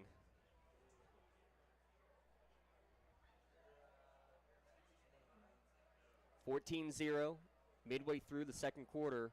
Newcastle trailing the Beaver here at Pat Tarquinio Field. Some scores we'll give you while they tend to the injured Kane. Wow. Halftime. We mentioned Laurel 35, New Brighton 0. That's not the worst of them. How about Farrell 38, Wilmington 0 at the half? Well, Farrell ascending to that top spot in the Penn Live 2A poll after Southern Columbia's 65-game winning streak was snapped last weekend, keeping Clairton's record safe. Union 30, Osh 14 at half. That's a big one for the Scotties. Boy, it sure is. Other games in Lawrence County, Neshannock was up big over Riverside. Last score update of 38-0 just before the halftime break in that one. I haven't seen a Mohawk Beaver Falls update, have you? I have not. That's what I was just about to say. That's what I was looking for. Let's see if we can get one of those. And here's a good sign. Wow. Look at this. If you're watching at lcsportsnet.com, he comes rushing off the field, does Tayshawn Wilkins, and with authority just goes straight into his teammates. That's awesome. That is a phenomenal turn of events. And again, especially when you've seen something so recently. Well, and I guarantee you the paramedics do not mind the walk back with empty gurney. Yeah, they did. They brought the cart out onto the field, didn't they? Absolutely. Whew. Well, great to see that. Tayshawn Wilkins to his feet, sprints off the field. And now see if that gets a little bit of life into this Newcastle team. Canes down 14-0, 5:10 to go first half. Both of the Canes' possessions here in the first half have been short and ended in turnovers. Meanwhile, Beaver using a jumbo formation, especially the second half of that last drive, pretty methodical, pretty productive, moving the ball. And again, if I'm Beaver, I'm not going away from that how formation. can you? How can you until it's stopped? You eat clock that way. Here's the kick taken on the run at the 17-yard line for Newcastle, going far side to near side, breaking off one tackle is Jackson, now stops, tries to reverse direction, Makes a couple of men miss, but he's going to be gobbled up before he gets to the 20-yard line. They'll mark it right at the 20 with exactly 5 minutes to go, and I think this is going to be a crucial drive here for Newcastle. Starting at their own 20. Fortunately, the Canes get the second half kickoff. Yeah, it is a big fortunate. So, yeah, I mean, given what we've seen here in the first half, so let's see if the Canes can string together some positive plays, perhaps expire the rest of this second quarter. Best case scenario, of course, is getting into the end zone and making this a one-score game and then getting the ball back to start that second half. So Canes come out. Hood will be in the gun. Wells is going to shift out to the slot on the left. It'll be a 5-receiver set, nobody in the backfield. Canes going left to right, trailing 14-0. Snap back. Hood pumps. Now rolls to his right out of the pocket. Looking down the field still. Shake and bake, and he's going to throw it late over the middle of the field. And a diving interception made. No, it hit the ground. Wyatt Ringer thought he just made a spectacular highlight reel catch, but it's just an incomplete pass. And that was just a pure force by Chris Hood, as he was scrambling out of the pocket here on the near side of the Beaver bench. None of his receivers open. Tried to force one, and Ringer almost made an incredible play that would have given the Bobcats the ball with incredible field position and plenty of time and a 2-score lead. So instead it's 2nd and 10. Still life now for Newcastle, but taking a while to get out of the huddle. And a whistle, and there's an extra football on the field. It's just an official's timeout. Interesting strategy by the Canes. Hey. Two footballs. See if that works in the first half. Got to try something. Hand off to Wells, and not much room at all. He'll get out past the 20, maybe a gain of 1. It'll be 3rd down and long, 3rd and 9.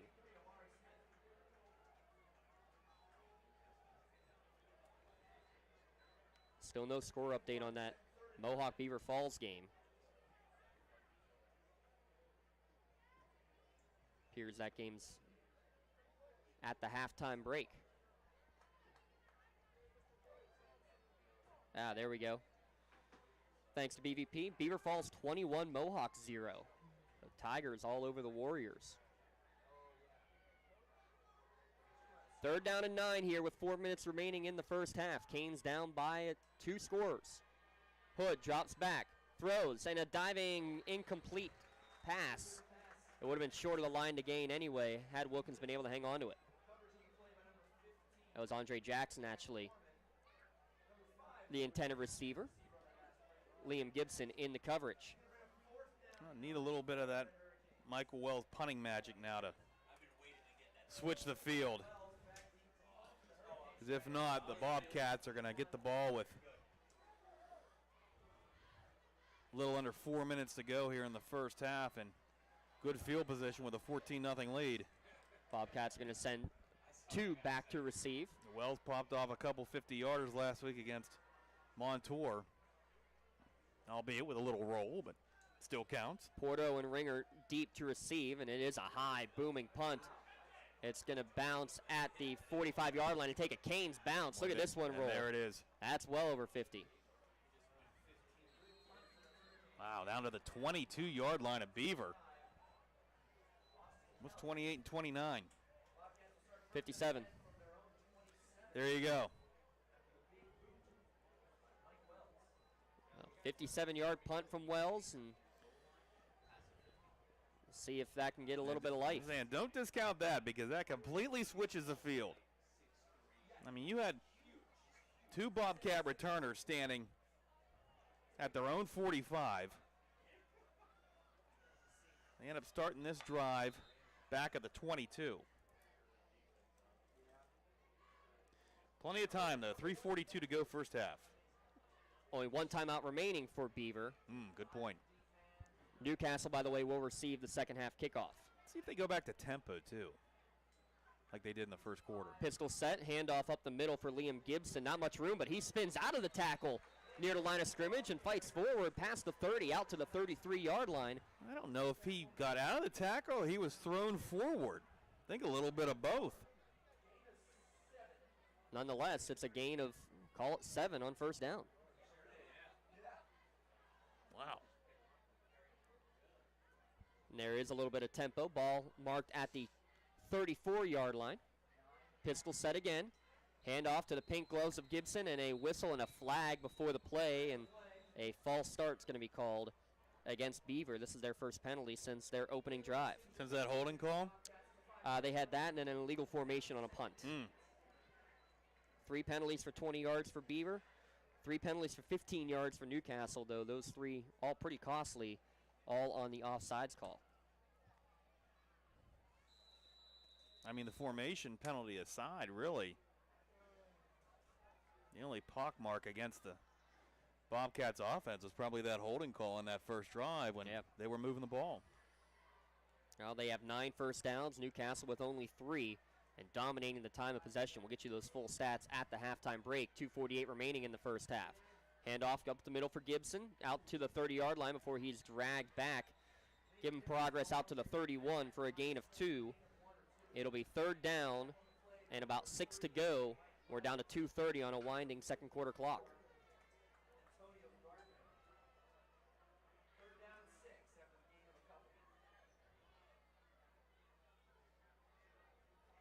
Beaver not going to be in any hurry to snap this one, and I'll tell you what, if I'm Newcastle, I'm saying watch that hard count again. Ringer looks at the play sheet. He's going to line up more of a spread look, but with the power set. 2 fullbacks in front of him. Fakes the snap, down to 10 on the play clock. Checks the sideline again and gets an audible. Down to 3 on the play clock. Gets the snap on 3rd and 6, carries it up the middle, and not much room there. This time well pursued by the Canes defense. Gain of 1. Coach Calvert's going to call his second timeout with 1:41 remaining.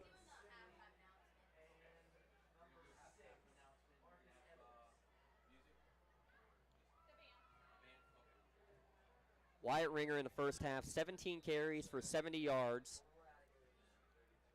and a pair of touchdowns, but a big stop there for Newcastle. Rob, they have a chance to get the ball back. 1 timeout remaining. Try to get some points on the board before the intermission.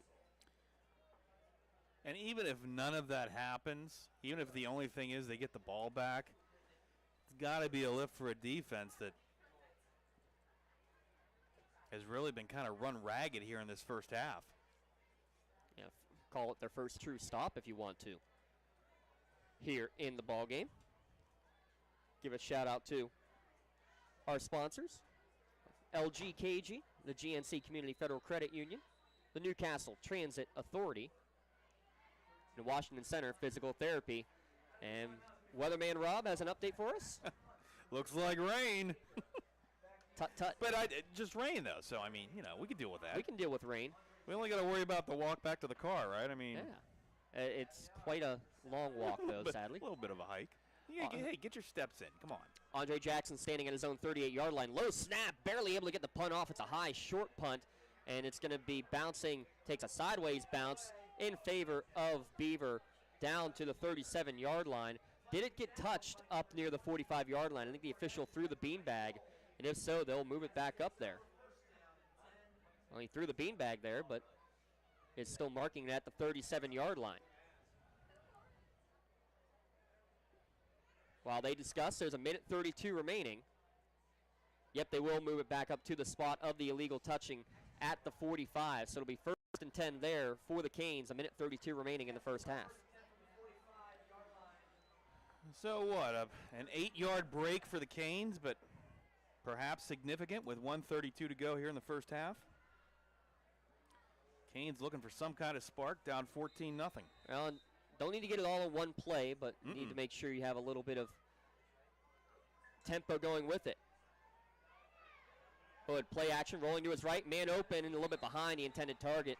Cavarino making a sliding effort, but unable to make the adjustment and make the catch. Did you catch Leakins here on the near side? He thought he had a step.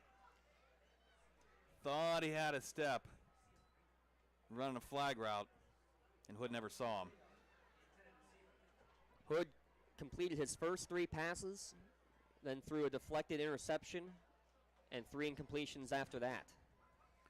Yeah, Leakin streaking down the sideline in front of that Beaver bench with the right hand up and then with the hops after the incomplete pass. 2nd and 10, minute 27 remaining. Canes trailing 14-0. Hood drops back, sets up a bubble screen looking for Cavarino, and again, a low throw, has to make a diving catch, but that's actually going to be a loss of yardage, and the clock keeps on running as a result.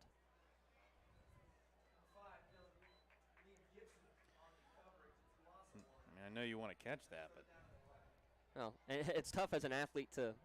You can't turn it off, right? Right. Now you're under a minute to play, 3rd and 11. Ball at their own 44-yard line for Newcastle, trailing 14-0. We'll say this, though, with the catch, the clock keeps running in case you got to give it back to the Bobcats here in the first half. That's a fair point, too. Snap back on 3rd and 11. Hood, far left sideline, it's going to be... Was that caught? It looked like Beaver was going to step in front and make an interception, but instead it's caught by the Canes right at the sticks. It'll be a first down for Jackson. Is that Jackson? What a great catch. Was that Ringer that had jumped it? I think it was Norman. Was that Norman? Now the clock winds with 40 seconds remaining. 1st and 10, Newcastle in Bobcat territory. Down to 35 seconds left.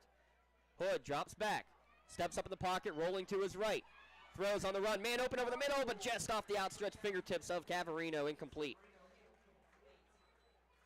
And Owen Cavarino has been definitely the favorite target here this evening. He's been targeted often here in this first half.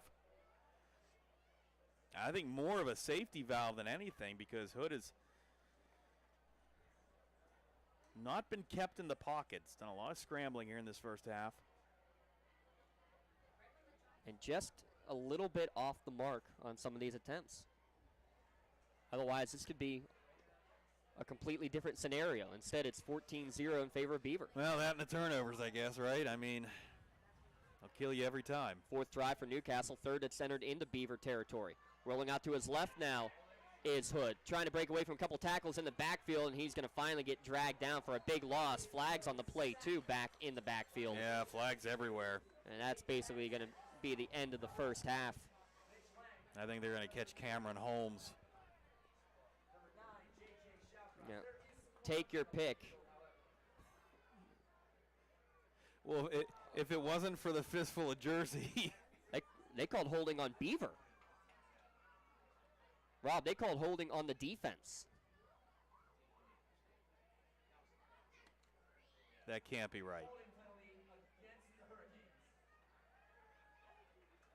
All right, yeah, okay, I was going to say. Wait a minute. Cameron had a fistful of jersey. Brought his guy down. That's when you see the flags. Well, it's going to go as a loss of 10 on the run, and then 10 yards for the holding penalty after that. There's 16 seconds remaining. Basically one last play possibility if Newcastle wants to try something down the field. So is this going to be a 2nd and 30 officially, which apparently is defined as a country mile here at Pat Tarquinio Field. I think that's pretty accurate. I got no quarrel with that. Clock winds. You're at 7 seconds when this snap is taken. Hood has to flush out of the pocket immediately. He's trying to stay in the backfield. He's going to throw it over the top. Finds Wells, not a bad option. But he's going to be hit by a swarm of Bobcats near midfield. There'll be a pickup of about 18 yards to end the first half. But at the end of 2 quarters of play, all Beaver here at Pat Tarquinio Field. They lead the Hurricanes 14-0 at the halftime break. Let's take a timeout. Come back. We'll recap the first half of action here from Pat Tarquinio Field. 14-0 Beaver leads as the rain begins to fall here on News Radio 1200 WKST and streaming at lcsportsnet.com. GNC Community Federal Credit Union. How is your bank treating you? Do you feel like just another person in a really large crowd? Well, maybe it's time to look for an alternative financial institution like GNC Community Federal Credit Union. GNC is a safe, consumer-friendly financial service provider that offers consumers with alternatives. Visit GNCFCU.com or stop by one of their 2 locations on South Jefferson Street or 2907 Wilmington Road, Newcastle. Federally insured by NCUA. Washington Center Physical Therapy has been helping residents of the Newcastle area since 1987. They are the official physical therapy center for Newcastle Athletics and specializes in orthopedic problems, especially the knee and shoulder. When your doctor orders physical therapy by law, you have a choice of where to go.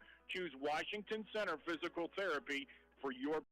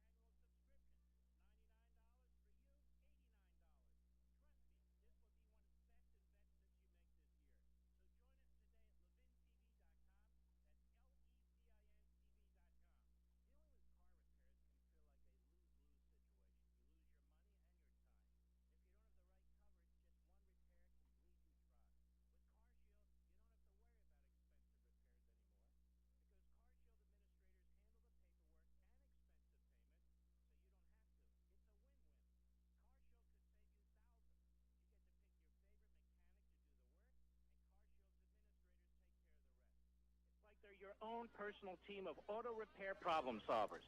Plans from CarShield even provide roadside assistance, rental coverage, and trip reimbursement at no additional charge.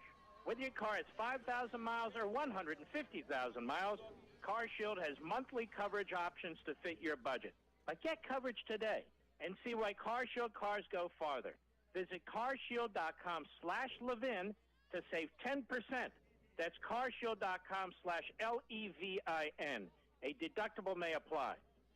Right now, people are home with their pets more often, and I think especially with the shedding, they're more cognizant of what's going on and that it's an actual issue. Olive got some skin issues. He gets really going and scratching. Excessive shedding, a lot of just scratching and itching. Digging, scratching, and itching, and biting. So on top of that, he was starting to get black buildup in his ears. DINOVITE.com. I just heard the Dynovite commercial so many times that I said, you know what, I'll give it a shot. And I ordered it and tried it, and it worked. We started Dynovite, and in our first stock, we noticed a difference, especially with the shedding. Within 3 weeks, he's not scratching and itching. That means an all-around happier dog. We've got 4 dogs, all different ages, all different sizes, and they've all just responded really well to the Dynovite, and they all love it. We will be using Dynovite for life. You won't believe how happy your dog will be. We order our Dynovite from Dynovite.com. DINOVITE.com.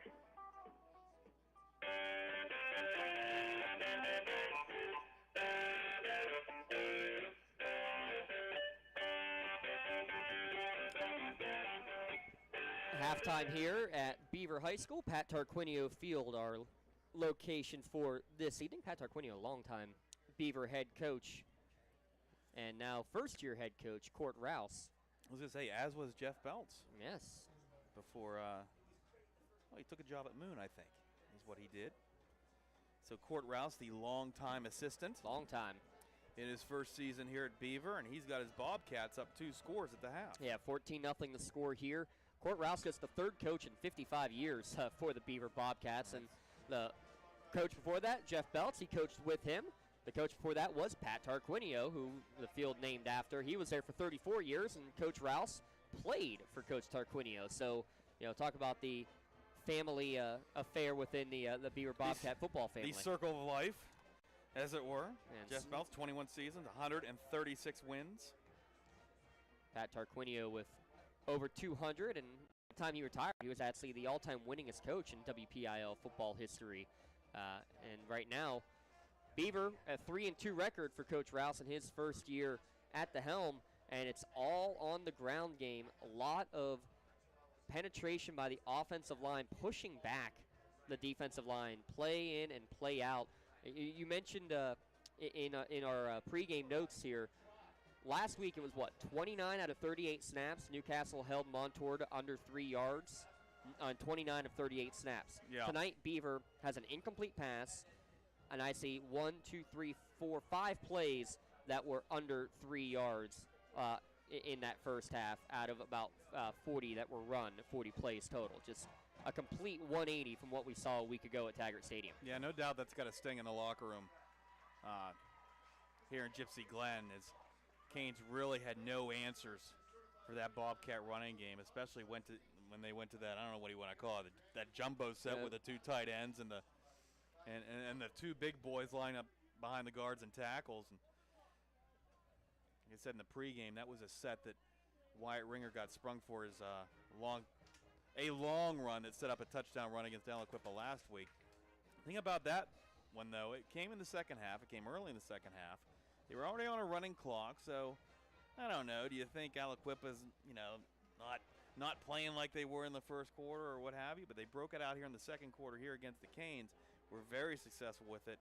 Ended up giving Ringer a 9-yard touchdown run midway through that second quarter to give Beaver that 14-0 lead here at the half. Yeah, Ringer with a pair of touchdown runs. First one coming from 3 yards out. Both those scores coming in the second quarter. Again, this game starting at 7:30, so a little bit behind all the other games across the WPIL. And Rob Gregory has some scores coming across the line here. In the Parkway, Aliquippa leading Chartiers Valley at the half, 28-13.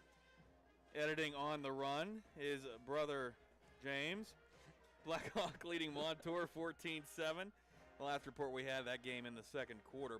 Laurel now with a 42-0 lead at the end of 3, hosting New Brighton this evening. Laurel coming in as one of those teams to watch in the Penn Live State rankings this week. Beaver Falls all over Mohawk, 28-0. We're in the Midwestern now, by the way. Neshannock leading Riverside at the half, 38-0. Freedom 14-0 with City 0 at the half. Big 7, Union all over Olsh at the half, 30-14. Rochester, a new top 10 team this week in the state rankings, checking in at number 10. They lead 14-0, hosting Fort Cherry. District 10, Farrell is Mercy ruling Wilmington. I think that's probably the biggest shock of the night. Farrell now the number 1 team in 2A according to Penn Live. They're up 38-0 against the Hounds. Another notable score, Thomas Jefferson. We wondered how they would respond after being beaten by Bell Vernon 2 weeks ago, and probably no surprise that they've responded well, 28-3 on the road at Laurel Highlands, and that game is at the half. Trying to get confirmation, Farrell coming into the game tonight had not punted on the season. I'm wondering if that streak is still continued. I mean, you look at that score, and you would have to think that that streak is intact. Yes. I mean, 38-0 against a very stout Hounds team. You know, their only loss was that that pickup game against the can't remember the team now in Ohio that Benton? Liberty Benton? Was that like a 3-hour drive for them or something like that? It was a pretty good travel and got beaten Ohio. But and you did you not do the Wilmington Sharpsville game last week? Man, was that a great game? And the Hounds just slipping by the Blue Devils in that one? They were down 21-0, and so for that game, those who didn't get a chance to watch or listen to it was so incredible because those are two teams that run the wing tee option offense so well. The two biggest running teams in all of Mercer County up there, and both teams had to switch it up because they know each other so well. In fact, Paul Piccarelli, the head coach of Sharpsville, is the father-in-law of Wilmington head coach Brandon Fillion. Right. So they obviously know each other well. Sharpsville has a player who averages 20 rushes per game. He touched the ball 4 times all game. Oh. I mean, they just completely changed the way the game was played. The quarterback had thrown 40 passes all year. He threw 32 in that contest, threw 4 touchdown passes to Gavin Levis. And Garen Levis with 4 touchdowns in that game, but still not enough. A blocked extra point late.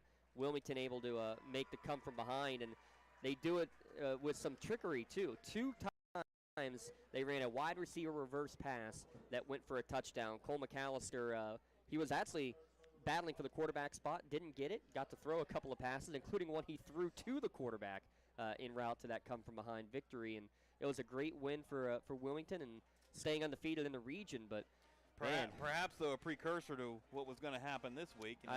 Some things for Brandon Fillion and the Hounds to work on, but, boy, don't count them out. I mean, come on. No, absolutely. Still one of the strongest teams in 2A in the entire state. So. Oh, for sure, and you would be very surprised if you don't see Wilmington against Farrell Part 2 coming up in that District 10 championship, but it will not be nearly as lopsided of a result as what you're seeing tonight. No.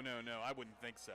I think this is probably one of those shockers that, if the margin holds up, and there's no guarantee that it would, but if the margin holds up, probably just chalk it up as a pretty good learning experience for Wilmington.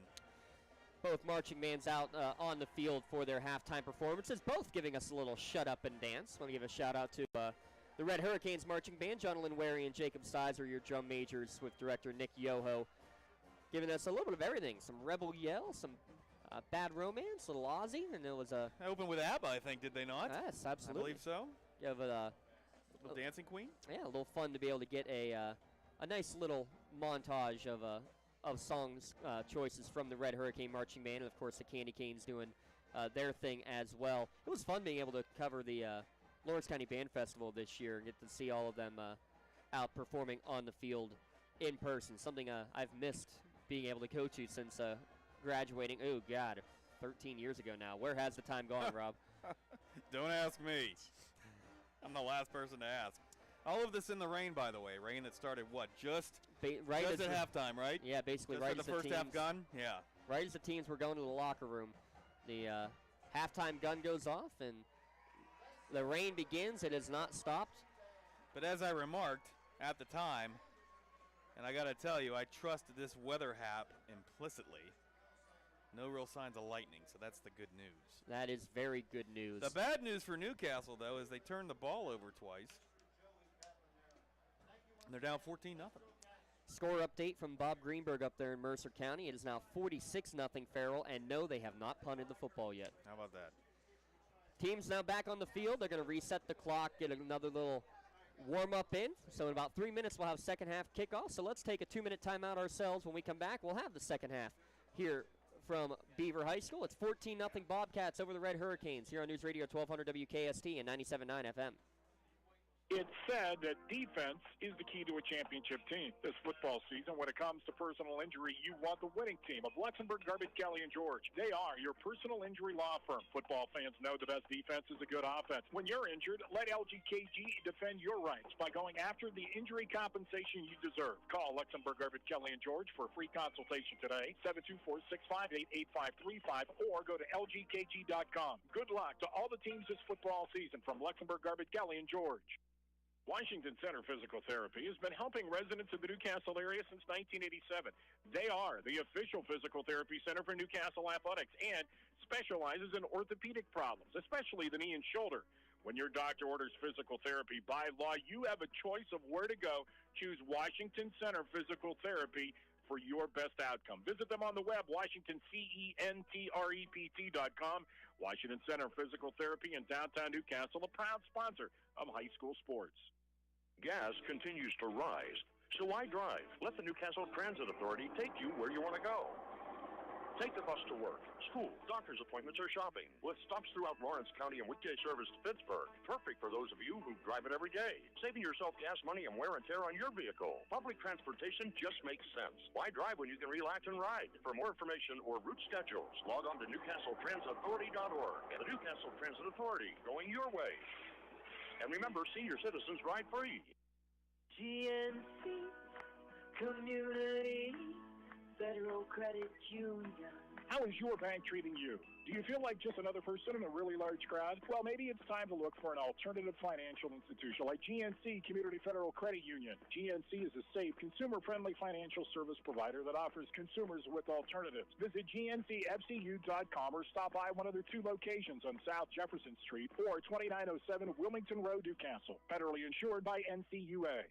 Tonight's game is sponsored by the law firm of Luxembourg, Garbett, Kelly, and George, and News Radio 1200 WKST. If you're watching our simulcast at lcsportsnet.com, you can see the rain intensifying here at Pat Tarquinio Field. Halftime coming to an end. 14-0 Beaver leading the Red Hurricanes here at the halftime break. Aliquippa and Char Valley in a lightning delay. That's the one. Still 28-14. 35-13. 35-13, excuse me. 35-13. Aliquippa leading 4:04 in the third quarter. But like I said, they are in a lightning delay. That game down the south of the city.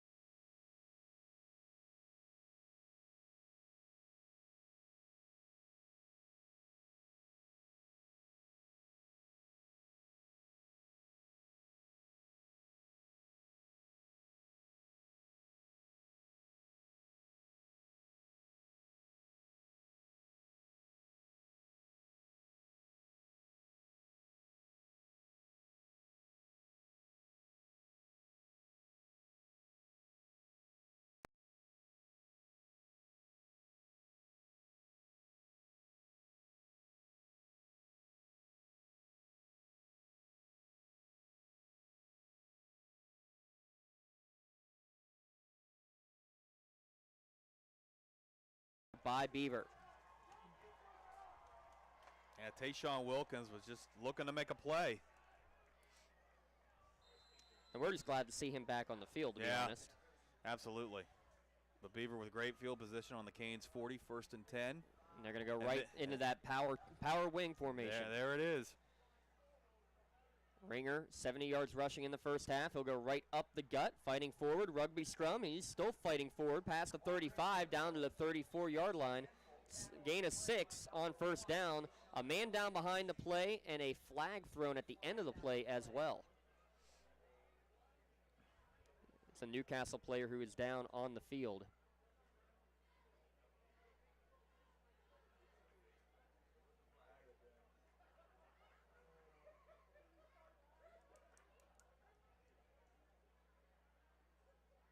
And runs out of that formation for the Bobcats. I mean, it's basically been Ringer right up the middle, but it looks like the flag's against Beaver. Yeah, no variation to that yet. It's going to be a block in the back that'll push the Bobcats back. It'll be a 2-yard gain before the penalty.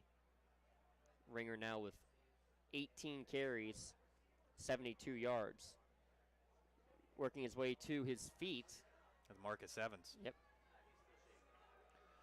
He looked like he was hurting a little bit. Able to shake it off, much like Wilkins did in the first half. You like to see that. They get cleared and they sprint off the field. But a block in the back call is going to push Beaver back. Looks like they'll make it a 4-yard gain, then the 10-yard penalty. It'll remain first down. 1st and 16 coming up. Ball at the 46-yard line. Newcastle trailing 14-0. Bobcats looks like we'll go back into their power set. 2 blockers in front of the quarterback, Ringer. Design run right side this time, and a good push again from the offensive line. Past the 40, down to the 37, 36-yard line. A nice gain on first down. Give him a gain of 8 or 9. That was a great cutback that time, though, from Ringer. I mean, he saw a little bit of daylight as he cut back toward the middle of the field. That's another 8 yards out of that formation.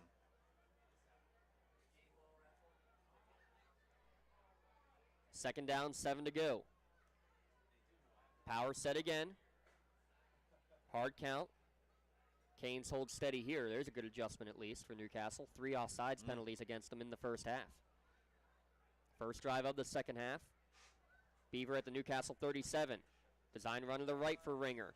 Puts a hand on the back, fights forward, and he's going to get close to the first down. Looks like he's going to be just shy. Needed to get to the 30. That's it. They're going to mark it right at the 30. That will be enough to move the chains.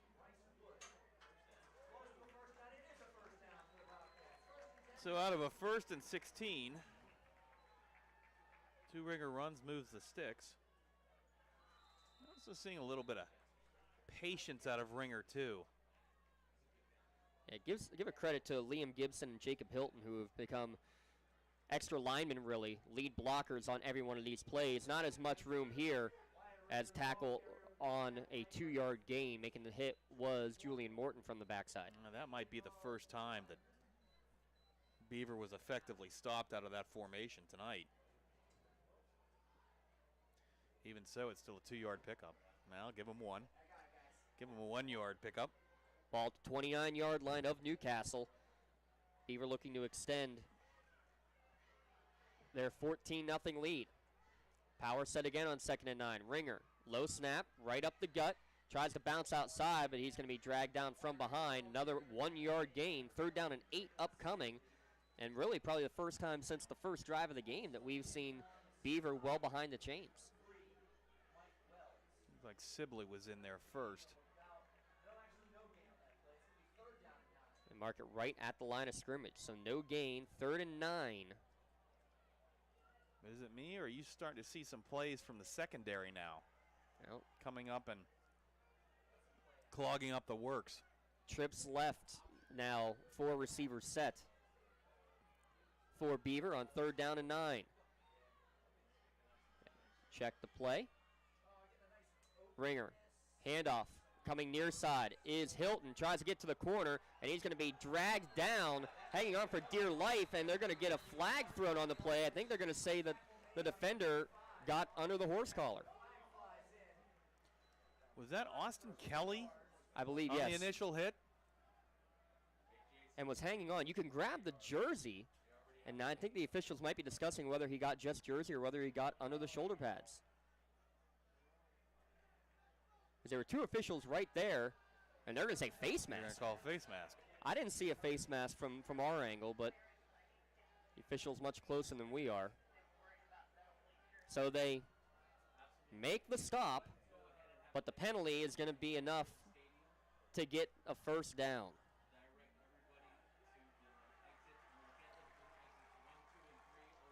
So that would have been what, no gain, or would they give him one? I think they were giving him Looks like one, they gave so him it's one. a 14-yard penalty as it'll be half the distance to the goal. That'll move the ball down to the 14-yard line. 1st and 10, 9:12 remaining, third quarter.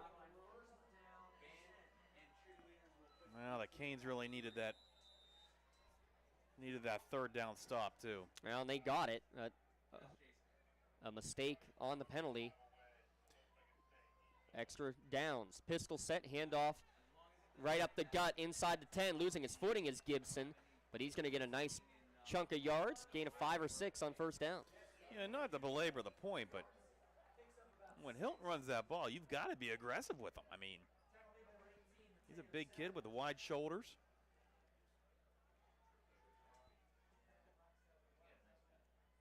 Mark it down at the 8-yard line. Gain of 6.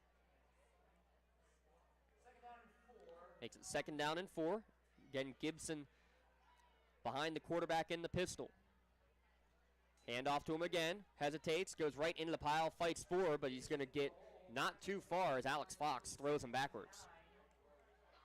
Gain of 1. Rain intensifying here. Umbrellas out at Pat Tarquinio Field.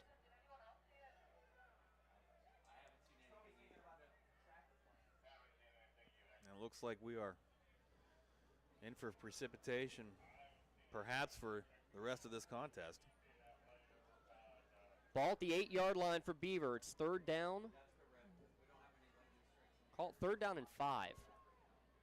Need to get just inside the 5 for a first down. Ringer the whole way, and he's tripped up immediately for no gain. What a great play by Devin Palmer. Great play by Palmer to get penetration. A rare 3rd down not converted by Beaver, but they will keep the offense on the field. Ball at the 7-yard line. They need to get inside the 5 for a first down. Call it 4th and 3. Big play here with 7 minutes remaining in the third quarter. Hard count. Canes don't bite. Still 20 seconds on the play clock. Power set. Ringer getting the call from the sideline.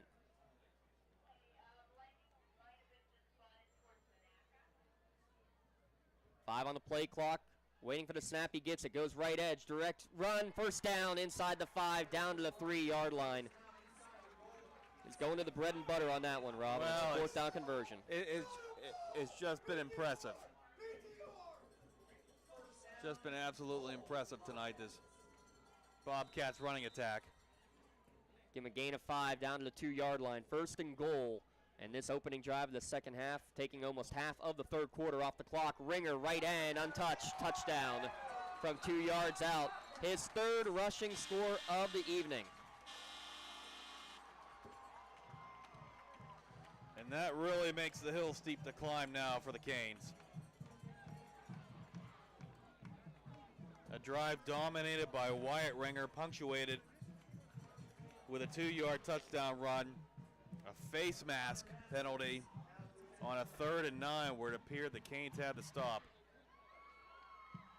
The Bobcats are a point after away from making this a 21-0 ball game.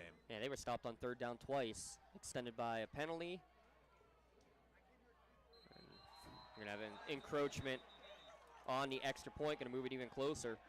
Yeah, stopped on one on a penalty and then a 4th down conversion later in the drive for Beaver. Drive started at the Newcastle 40-yard line, and yet you've taken 5.5 minutes off of the third quarter clock.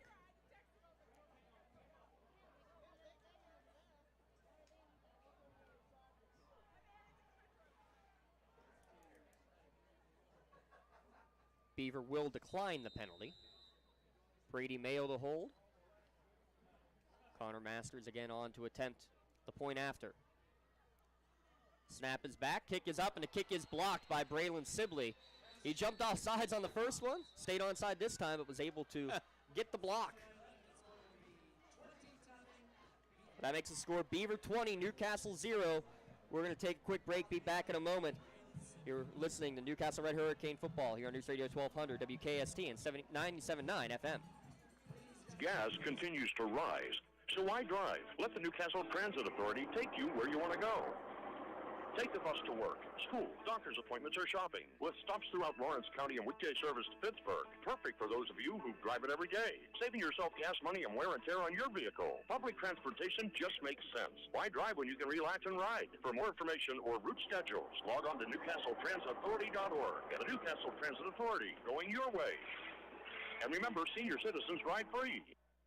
Home and away, your station for Newcastle High School football. News Radio 1200, WKST.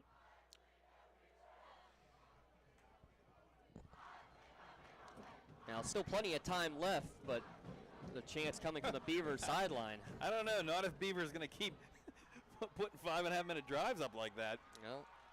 And only needing 40 yards. That's the thing. Score 20-0. And they're going to kick it off from the 45-yard line. The penalty accepted on the kickoff, and whistles. What was that, 11 plays, 40 yards? I mean, that's incredible. That is about as deliberate as you can get. I think they're... We got sideline warning? No, I think they're taking everybody off the field. Oh, boy. Lightning has been sighted. We are now in a weather delay with 6:29 remaining in the third quarter. All spectators need to clear the stands. Wonderful. So what we're going to do, we're going to take a 2-minute timeout. We'll come back and see if we can get a quick update on the timeline here from Pat Tarquinio Field. Right now, Newcastle trailing Beaver 20-0 here on News Radio 1200 WKST and 97.9 FM. GNC Community. Washington Center Physical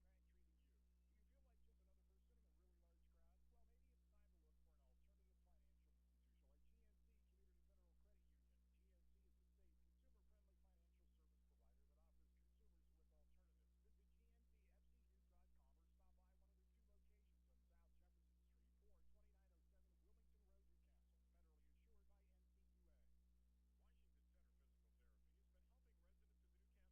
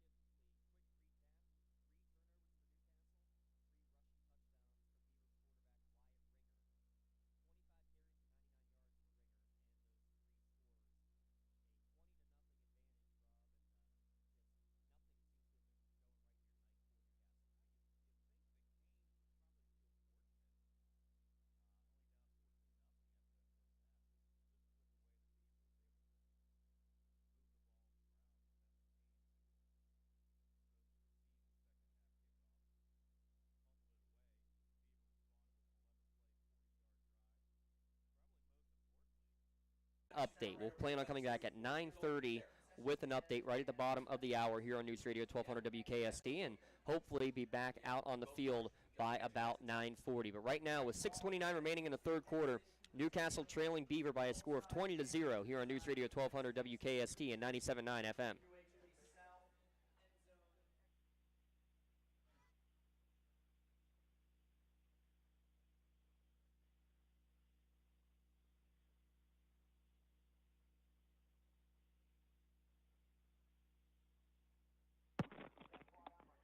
Shoot me now.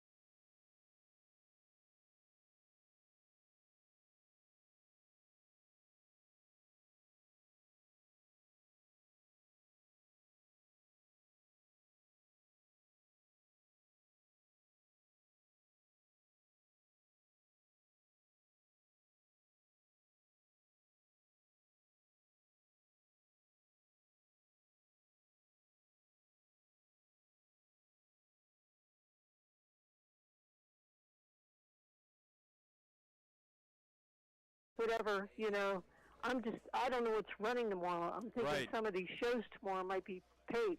Right. No. I'm with you. I'm with you on that. Are you going to call him? Yeah, I'm going to give him a quick call. Okay, cool. Okay. Tell him just to text me and let me know what's going on. Absolutely. Yeah, because we have. Yeah, this is his long weekend off. Of course it is. Okay, I'll talk to you guys later. All right. Thanks, Marie. Okay, bye-bye. Bye.